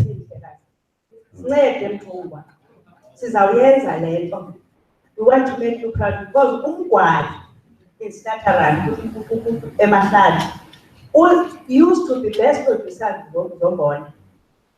Kama mama ukwekokuqedela uthi kungabona le nto yenzayo sikhule thina kwa iflower siqoba iflower eyenziwe ngengqolowa ephuma emasimini naseBwana. Siyacela mfungwa sicele attention. Siyabulela Mama from President Johnson. I think let me see the two key questions that I out of that one. I think one from the chairperson of AFASA, whether you think that the national government takes agriculture seriously. And I think there was another one about linking small-scale farmers with schools and departments talking to each other. And then perhaps you can respond to some of the other comments that came from the floor. Thanks. Thank you very much, Mr. Surely, agriculture at national level is taken serious. I'm part of the National Council of Ministers, MECs, Ministers of DAF, where we are planning together how the country must produce. Surely I cannot doubt their willingness to help and assist. Much of the grants that are from the equitable share that we receive, for instance, currently, we are getting that from the national fiscus. Whether you are speaking about the comprehensive agriculture kind of fund we are getting from that same department, let alone that at national level, all what I do in the province as an MEC, at national level, we've got two ministers. Minister Sokwana with Deputy Minister Pegitele, Minister Mpete with two deputies. It tells you the magnitude of the function at national level. One dealing with land restitution, settling, redistribution, models of land occupation and so on. And the other dealing with forestry, with fisheries, including agriculture as a mainstay of economic benefit. But I can indicate, facilitator of the program, agriculture is the only sector in the country which is supposed to provide most and most jobs. We are given by 2030 to deliver 1 million jobs. It's possible, it's doable. In agriculture, we need the laboratories. Who is going to work in that particular theater? In agriculture, we need science skills. In agriculture, we need engineering skills. In agriculture, we need business acumen. We need people who understand agri-entrepreneurship, agri-businesses. In many countries, more than 60% of companies that are in existence, paying taxes and doing everything, are almost coming from this sector. Whether we are speaking of primary, secondary, and tertiary, those companies are food companies in the main. So it therefore means we can be creators of wealth as I am speaking. The export specialist, all what comes in and going out of the country, there has to be a skill of a person who understands what are the alien species that's supposed to be protected, not to come. What kind of negotiations? We need negotiators. We were handling a very serious matter last year with the former president of the United States called AGOA. All of those things are very mutually beneficial to the economy and agricultural sector in the province, where we are going to receive more than 60,000 tons of chicken in South Africa. If not, and if we don't agree with that, our own BMWs and Mercedes-Benz that we're producing from East London or NMC can't go to America. We have to compromise. And all of those things require individuals who understand the sector in detail so that we don't collapse the economies because we don't understand what we're supposed to do. Coming, for instance, to the tea sector, even though it was not mentioned. The truth of the matter, it has to collapse because we open our own point of entry. For number of packaged tea, people sitting here can tell you, I'm taking green tea, I'm taking this type of tea because of my health status and so on. And as a result of that, unintended consequences was to compromise our local produced tea performance. And we had to go to GTI and advise them, if we are opening all corridors worldwide for our shelves to be occupied by different types of teas, we are going to kill our own local produced goods in the country. And we've seen that happening. No matter how much we can put for our tea estates, but as long as people have got a variety of what they believe is good for them, even if we can say our black tea from Ngalwa can do, but the truth of the matter, the shelves are flooded with the material and the commodities that are outside this area. And these are the things that warrant also our own associations, our own unions to deliberate about. The processing capacity is also from this particular sector. And I think the problem that I'm having, the biggest nursery, that is youth-led, I know, is an Umtata, nursery. I haven't yet seen the biggest like that one, where young people are producing seedlings for farmers. I think we need to go ballistic about saying who is producing seedling for this particular village. Ms. Tenga is told as a cabbage. Do we still have a bedding skill? I don't talk about bed issue for transplanting purposes. All our agricultural knowledge and skills in schools, all school gardens closed, fence collapsed. Nobody can point where the community school garden is. And these are the matters that we need as a revolutionary now. We should have started there to say, let's stand upright. Let's understand without food, when people are hungry, they don't appreciate even the houses they have. They can damage virtually everything on the basis of them scavenging over the carcasses of something that is not there. And I think we need to change that mentality. Our people must be having productive capacity supported by their own government without fear of contradicting ourselves. And the issue of site, thank you very much for the positive comment. Going straight according to that direction. As far as I know, for instance, we are going to create what we call a rural wealth creation center in Fort Hare. And I think we are targeting 200 youth cooperatives or co-ops in that area, where the issue of entrepreneurial incubator, which was suggested here, is going to be fully realized. There will be a program targeting young people, 200 youth co-ops in the province. On farmer production support, rural and urban market program is going to be something that we're going to speak about. And we're also targeting youth unemployed, as well as entrepreneurs in general. And I think working with the Department of Land Reform, we want trained practitioners, as was personally said, especially those that have managed to receive land from government. So the land reform program and also the acquired land, we need to say, as long as there are young people in those particular areas, they must be part of this rural wealth creation center. We have set aside 5.8 million that will be availed for the production inputs, which will enable them to run several cycles of broilers and layers. Abantwana abazimiseleyo ukusebenza kanzima, especially using Fort Ox Farm as our basic infrastructure. So we want that college to give that kind of an assurance in partnership with them. And I think 150 self-employed youth entrepreneurs. I visited a young person here in Amalinda on processing. They were saying, MEC, I decided to obtain this facility. He's processing food farmer near East London for hospitals. Where because hospitals must patients. They were saying, I'm running out of stock. I need more young people who can produce from the land they are occupying, so that I buy from them. I'm here to process. I've got processing capacity. Pumpkin, butternut, cabbage, spinach, and everything, and packaging well, refrigerating them. The cars are waiting outside to take the produce to either prisons, hospitals, and supplying processed food from a young processor to the retail shop as well. Young black person in East London is doing that.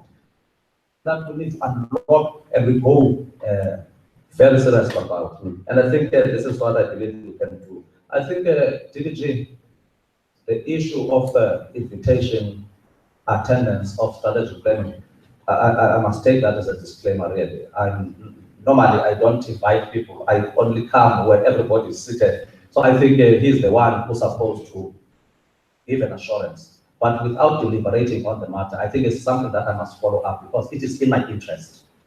That's why I propose through the Rural Transformation Strategy that in the province of the Eastern Cape, we don't have a provincial advisory council of a highest strategic level. So that when we want to hit a particular net, all of us, we are conglomerating with a bigger idea to say, in the next coming 2017, 18, and 18, 19, 3 outer years, this is how we'd like to see the province.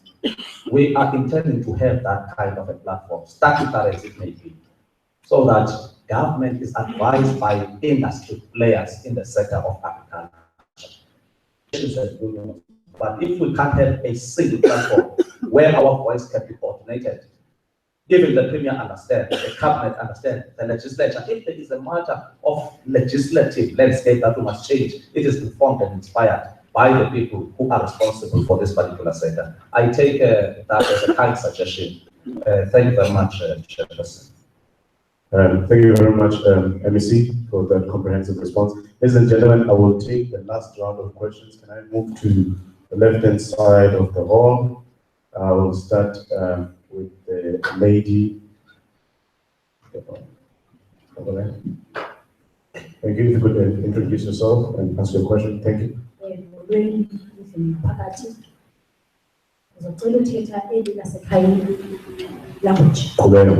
Igama lami ndinguPhumza Veterinary, upresident wakwaNAF wase-Eastern Cape.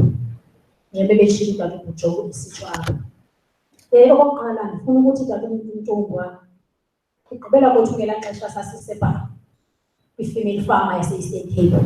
Sasigqibele sizawuyenza le nto strategic partnership. Apho sizawuhlala phaa phezulu njengoba besitsho. uDaxton wayekhona kambe uyathi uziva kabuhlungu kuba thina abantu abazidakhi uba sithetha izinto siye singayenzi. Endicinga uba uTata uMakinane njengoba bethetha apha kunye necolleague uJoe, I think andikho ngoba mhlawumbi okanye uyawuvakala kakuhle na. Uzama ukuthi Tata uNtungwa akathi nxa uziva kwabantu besitrust bavuba bathini na emva koko iphele apho then i-advise ubudget. Ithi le nto funeke sihlaleni phantsi sistrategize. Umzekelo xa sinojonga ngokuna kwi-Eastern Cape i-statistics basithini na abantu bayi-6.6 million. That is, it was 2011. Ngoku nabayi-7 million as against 122.2 million ubusithi towards agriculture. Endicinga uba uNtungwa is just a drop in an ocean. Njengoba sitsho into yokubana laa mali imali ekhoyo rhalela uba esibuyele back ngelaa xesha kwakusethi i-former Transkei, i-former Ciskei, apho sithi uTata uSebe xa ithetha athi ndifuna amakhaphetshu angabala entloko katata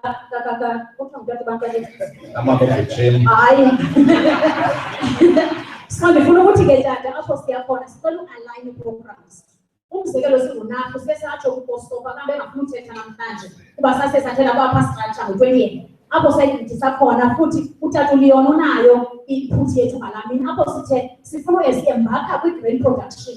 Apho ku-grain production e-Eastern Cape yonke sinikwe 10,000 hectares esizayiqala ukuyilima usukela ekuqaleni siyotsho ekugqibeleni. Phaya sipartnerisha no-Omnia, sapartnerisha ne-BTS, that is Veterinary Short Bank, sapartnerisha ne-Unigrain apho funeka i-silos because noba siyalima siyasokola kuba kaloku sesifumasa umbona wethu ufuneka uthengisiwe kanti nambona sinale off-take agreement neHolland neTohat units whereby laa mbona lowana uzawubekwa into SafeX, that is nge-price fluctuations. Apho ii-prices zabe zingaphezulu siyayazi yelo mezi uba xa ii-prices zibhetele iba ngo-3,900 per ton. Apho sithi ngokomfungwa xa sizabe sidibana thina sinale program sinayo, that is kwelaa cala benayo iprogram abanayo, so that singazi siphethe isandla asizanga sihamba siye sahamba sayofuna ifandi kwezinye iindawo. Apho sathi uNtungwa sihlale khona sidibanise esetyethu sinayo nale yenu sithe xa besiphetha ke sathi sifuna ualigna kuzo zonke i-6 districts. Apho sizawuthi Tata uLeon nantsi ibhajethi onayo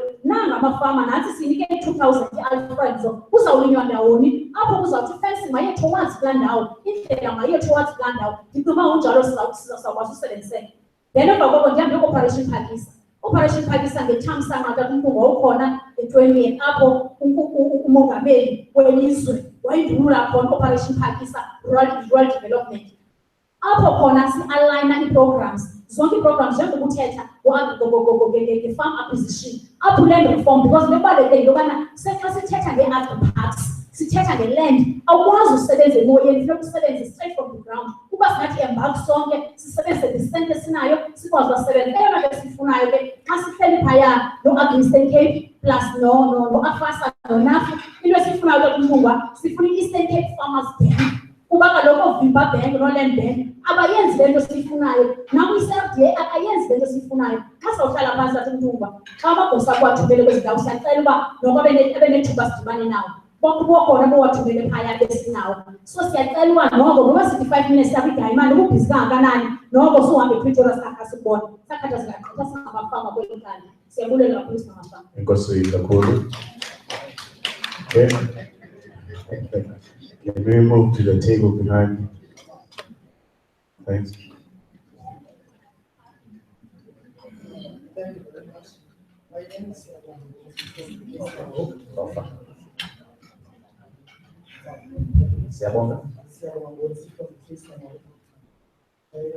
chairperson of a yard that is led by the young adults, which are the heroes of tomorrow.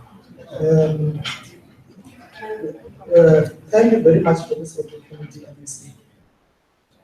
One of my questions will be based on the previous meeting that I had there in East whereby we have challenges and we find that we are struggling getting or find ourselves going through such constraints of struggling to get funds for our projects. Namely, we have their case project. I think you also are aware of it. It has blueberries there by the Blue project. And one of others is Paulina Picari, and the other one is Faseni projects. And the other one is Machama Co Farmers. The other one is Sopumelela Co. And others are the co-ops that are still struggling to get funds. But one of my fundamental questions is that there is land there in case come up. And we identify land that is near the river so that the irrigation process may fasten off. Our production may enhance easier. And now the challenge is funds, because we are young intellects from the age 33 below. One of other constraints is that out of facilities, we are struggling to get tractors, fencing, and also for your office to take on the skills that we have and driving them towards us so that your office also then will be busy. One of the most important things is that how may your office assist to fasten that process? Because we're looking forward to planting more berries, things like maize, and there's also a production process that is already took place in other villages, whereby they sell potatoes or they produce bags of potatoes, even a hectare. That is too much. And now the constraint is that we don't find buyers. So we are looking for funds. How may your office assist us to obtain funds? And I wish I could invite your office, if not the Agriculture Development MEC Mlibo said invitation already, because we are having a meeting of young intellects led by YAD on the 10th of April. Our aim is to invite all stakeholders so that we may talk and discuss all these factors. This is the same what you're talking about. Okay. So we invite your office so that you may intervene and assist actually on these matters, because it's a good issue. Thank you very much. Can we move to the table behind?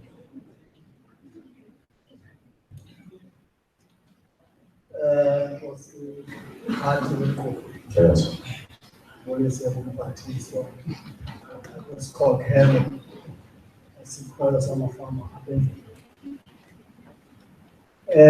But from on one record. Suka or Tam, Artam Farmers Association.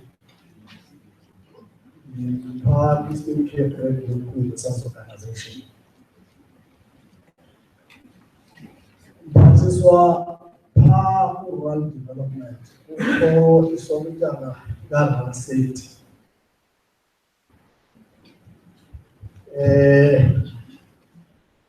Parliament was a kind of one time. Iphethelwa khulu livestock. Yabona ke thina kasenamava obelo.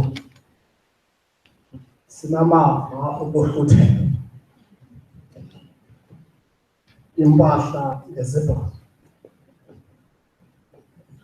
Kanye ngababhetele bona basa sazi le nto yobelo. Thina sazi le nto yestock amdolobha.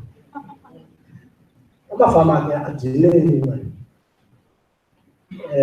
Ukhala adla ngokwazi ukuzikhusela akubuhle ngezikhusela bendicela ke mphathiswa into yoba iqwalaselwe le nto yokuphazamiseka kobutyeli bethu phaa i-Eastern Cape uthathu uhamba phambili kule-stock ngakumbushini akekho londiphilisa ubuya khona kuthiwa khona kulapho this is a better crop. Ngakumbi le nto emeyizi. Sinenxalabo thina kuba sinamava phaa kwasigisi. Apho kulinywayo umbona uhambe uyogcinwa KwaZulu-Natal ubuye sowuyibeka ixabiso.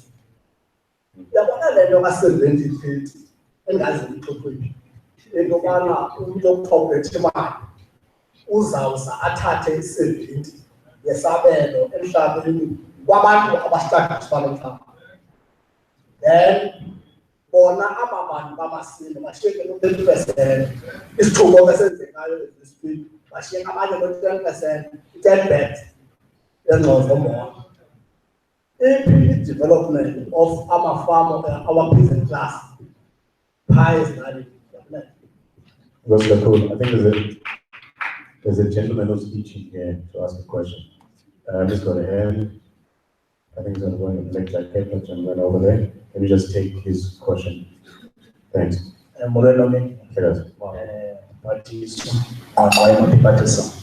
When I was spending a seat,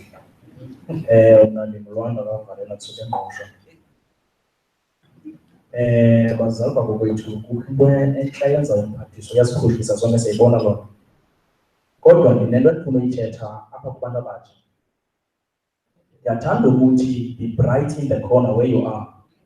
At some point masingawaleqeni amagosa masingawaleqeni ngasemva ndifuna ukuthi abantu abatsha amagosa mawasileqe ngasemva ngemisebenzi emihle esiyenzayo masingathi hayi siyaproducer asafumana market usipama kaleqe wena ngasemva. I am a living testimony ngisuke engqosho. I produced fund stand nomama wami. My mom passed away in 2013. Procedure nathengisa izinto zange ndileqe mntu ngasemva bathenga abantu abasiza kum ngasemva nabamdala balala sifuna amaqanda sifuna isipinatshi sakho sihle sifuna ntontoni yakho inhle sulindele ugovernment akufumanele market phuma wena ngokwakho esifuna market ngokwakho.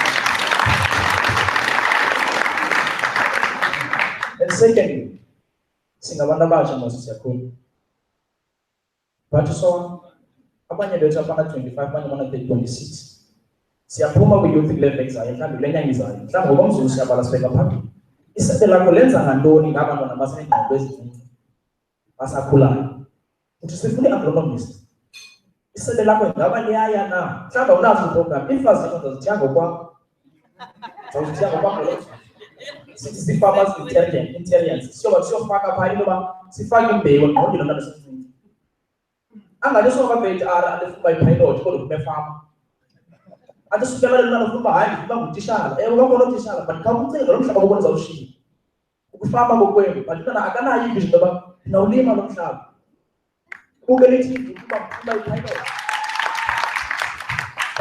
cela uzame ezo programs ngokwakho uzibize ngelo hlobo abantu bekhulayo bakhulu bayazi ifaming it's a way of the way to prosper.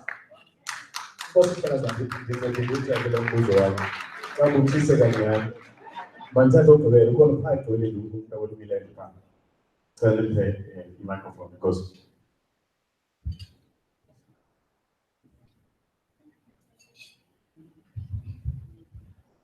Ngozi, igama ngumawethu Nzana, ngisuke eMdantsane. Umhlaba, just a short comment. Umhlaba is not only for farming. Property developers can't develop without umhlaba. A quick question, Chair. If you look on what is the acceptable time frame for us, property developers or farmers, to access the land from the department? And lastly, Chair, the Akapul, because I'm talking from experience, ESOPs, including the municipality, they are very reluctant to this land. As a small club, I mean, for the past 5 years, experiencing the resident life. Is there but it's simply because I know two greenfields lands that are owned by development that are also want to access HL. So we and facilitate for us to access the because about which I want to come to open. I take a look at the prices of the next thing we want, we are with SOPs. What access the land in the eye of that change, go to the municipality, the other that change. Tell a jail who can send up and change, put together, access of that. I only imagine that change with department. I do have access to the funds. I just need to access the land for the development. Of course, thank you very much. MEC, I think Sikala Umama, Lorena, talking about how to align. I think Rachel was adding to the earlier point about consultation, also about how to align the programs and make sure that we have what I would call a think tank in the province. Chairperson, I think we must agree with tech. That is a route we're supposed to take. We can't have a different idea if we can't create alignment of programs, deepen consultation, working with our farmers. Remember, government is not farming. Farmers are the ones that are farming.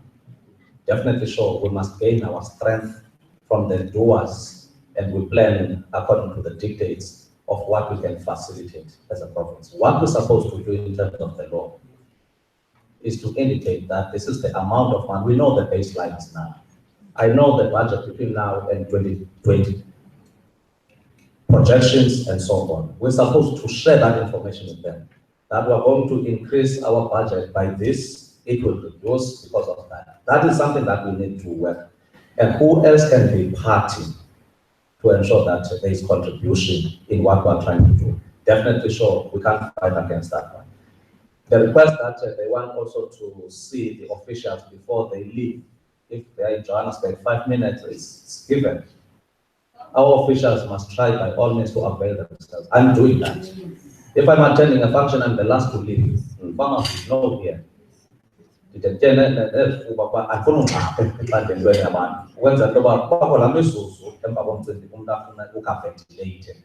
must provide that time. So I decided that we need to consult deeply. But consultation must not be means and convention to delay delivery at the same time. People must understand that we must deepen it, but at the same time, we must move. And I think that is the philosophy. Because in agriculture, we're working on seasonal timelines. Failure to deliver on time inputs, you are killing the entire year. Failure to be on site in September to start first tilling and so on. You can only about January and you have reduced your yields and tons as you are expecting. So all of those things are important. Time is of essence in the sector. But I totally agree that we need to collaborate. The second thing, Mr. Kuweta, I think it's quite important what we are raising. The president yesterday was in the borders of Mozambique, where things are difficult. People are crossing over, taking cars from other countries to the next, livestock and everything related. I visited the borders of Lesotho, Eastern Cape, and Lesotho as a country. Of course, because of the partnership with the University of Fort Hare, we decided to create a buffer in terms of biodigesters just to provide energy. Remember, some of the villages in the border of Lesotho don't have even electricity. They can't even have cell phones to conduct a police station nearby. But we decided to work in partnership. I think Professor Magwe is here. 30 biodigesters using cow dung and all the natural endowments that we can get in that area for them to charge their cell phones, to have provision of light and so on in those particular areas. Trying to create energy and alternative sources of energy for the areas. Across the river is another country. Our own students in Eastern Cape, South Africa, are studying in Lesotho because they can cross easily. When they pass matric, their certificates are written the Kingdom of Lesotho, and they come and sleep in the province of the Eastern Cape.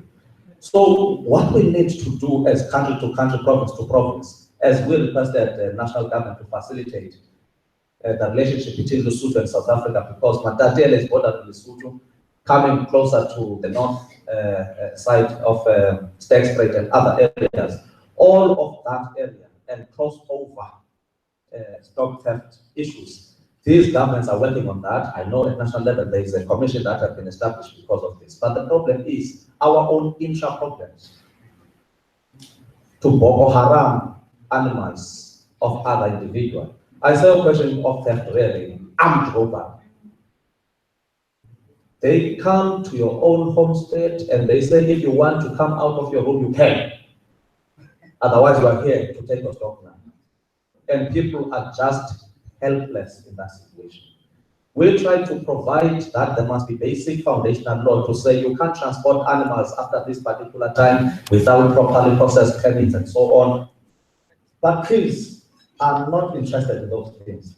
They come at night visiting women households, they do virtually the trash of this kind of environment. And I think we're supposed to invite the National Commissioner himself now for the specific targeted areas to say this cannot go beyond this point. I remind that there was also a senior police officer in one areas in the province who was arrested. Tell me if a police in blue uniform is part of the scheme. No paper will work because those animals will pass through every stage up until they exit the country. Because those who are supposed to be creating a deterrent of the tendency are the ones facilitating it. And I think we need just to be vigilant. We need government that is providing a zero tolerance because this is the economy of our people. These are the bankable assets for our own citizens. And I don't think we can bargain about them. But we are solely relying on the state apparatus to curb this situation. So the run safety must be adopted in the province and we must be given an assurance by the cluster of the safety in terms of our cabinet provisions. And I think we must meet also Provincial Commissioner to discuss this matter in the areas where these things are developed a plan. Luando Vanella, I totally agree with you, sir. I hosted a delegation chairperson from Argentina this week, which I believe they are still here if I was in Obertam. I visited that country and they said to me, MEC, in Argentina, even if the economy can collapse tomorrow, we are able to feed 10 times more our own citizens alone without the support of any other country. They've got a population of 41 million, but they can feed 400 million. That's the capacity of agriculture in that country. Every university, starting from primary, free education, agriculture is part of their growth, understanding and development. Therefore, we don't have fear of food shortages in the next coming decade. This is something that we can do. We can't have all options working for democratic South Africa. We're supposed to say this is what is a priority for the province of the Eastern Cape to give support. For instance, yesterday, MEC Makupula indicated in their own budget for the first time to declare that also in the 1 billion grant for school nutrition, there will be now a protection of local procurement to buy spinach, eggs, potatoes, and everything from the local produced food from those particular wards. But who is taking decisions about their budget? Each quintile school from 1, 2, and 3 receives their budget directly from the province and from national government. They take decision to go to retail shop. Teachers who are supposed to teach and principals who are supposed to lead are now procurement officers, moving between retail shop as well as the school. The time to consider education is diminishing, but the time that has been factored in is what is it that we're going to buy. And we're creating a new dimension of entrepreneurs who are supposed to be teachers. But who decide about what goes where? If our SGBs don't account to say how much the school has received, where are these farmers in this area? We are ready to supply this kind of fresh produce to this school. But school governing board is constituted by members of the same community. The budget, it says, we must come closer, creating that economy at that level. And I think the MEC is driving that very seriously. Mr. Zangani, SOEs, municipalities, imihlaba ihamba kade singakwazi kangakanani na department uqalele into kokuba singawifumana how quick and how possible. We have just promulgated a new law, Spatial Planning and Land Use Management Act, called Suplumatic. Each and every municipality is supposed by now to say nanga amasini akho kuzoba kama ngokweziwami. Nansi indawo ye-retail shops, akho umuntu uzawusuka ayokwenza enye into kulaa ndawo. Nansi indawo ye-expansion ye-villages zethu, so that we know that in each and every village, abantwana baloo ndawo bayagula, amanye bazoya kweli cala. So there must be planning, there must be land that is kept for agricultural purposes, for food security, so that we don't occupy any piece of land. I'm dealing with common ages challenges today. Ages are not properly managed. Municipalities are not even aware of how to manage the situation. Animals are growing beyond the size of animals they have. Housing is ever increasing towards the size of animals where they're supposed to graze. It's a serious dilemma. If almost it graze apparently that is amount, because we don't think that we are Africans. Where we are, we're supposed to have a small farming practice. Now, there is no grazing camp, there is no capacity for pastoral management. All of those skills are dead. And everything that we need, we must provide housing for everybody and think later that these people are supposed to be fed as well. So these are the things that I believe between us, municipalities, Department of Land Reform, how then are we going to manage township agriculture and land reform projects? Because now township from Tanzania, so the township economy, awareness of communities, can be there also be assisted with farmers. Abases Lali with more than 500 head of cattle. Can they be considered? So that these are the strides that we are trying to do. But I think that question can be answered through a bilateral because it can't be easy to understand its own logic. But I don't agree if needs if we state-owned enterprises, needs institutions of government, including municipalities. But how then are we going to release either true long-term leases for those kinds of farmers? And I think if we can manage to have a master plan of land parcels, so that even public works is having some farms. We met with the MEC to say those farms must be identified because public works is not farming. But public works must also give municipalities the pieces of land that is underutilized in the space of municipal area for purposes of development of the people of that particular institution. So these are the things that we are trying to do to solve the problem. Thank you very much. MEC, we'll come to the end of our program. Last word before I wrap up, if there's anything else you'd like to say before we close. As I indicated, Chair, that we need to define our own true character as a province of the ECFA. We do have natural resources. They can change the complexion. They can create more of jobs that we don't have. we can just turn Eastern Cape to be the green economy that we want to see, creating more jobs, new companies, new industries, deep understanding the character of this province completely. We can't still live with features of homeless system. We need to integrate, moving food from one area. Therefore, to me, rural reindustrialization is quite important. Triggering new economies is going to be what we're supposed to do. Agriculture, creating new business entrepreneurs in the province, strong young men and women who are passionate about what they are doing.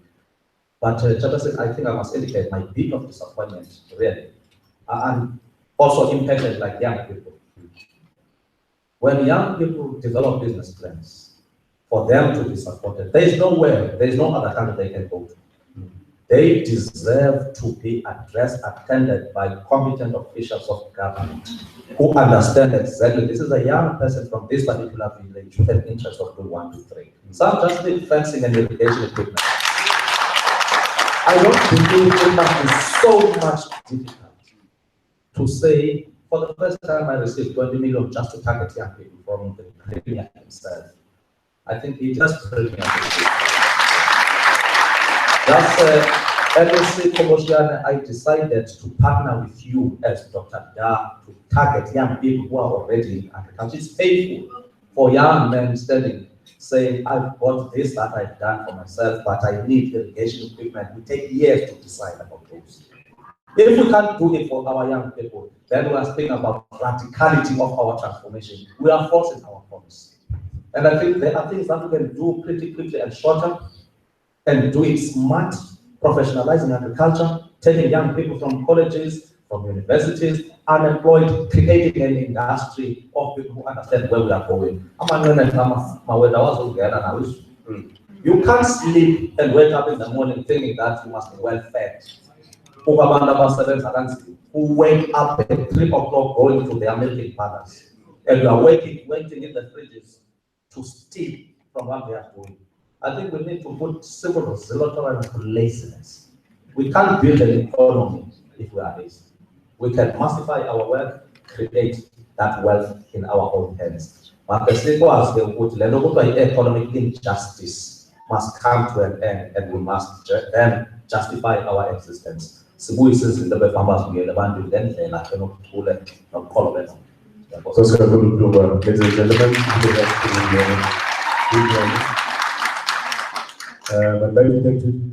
thank the MEC for his time, and I think that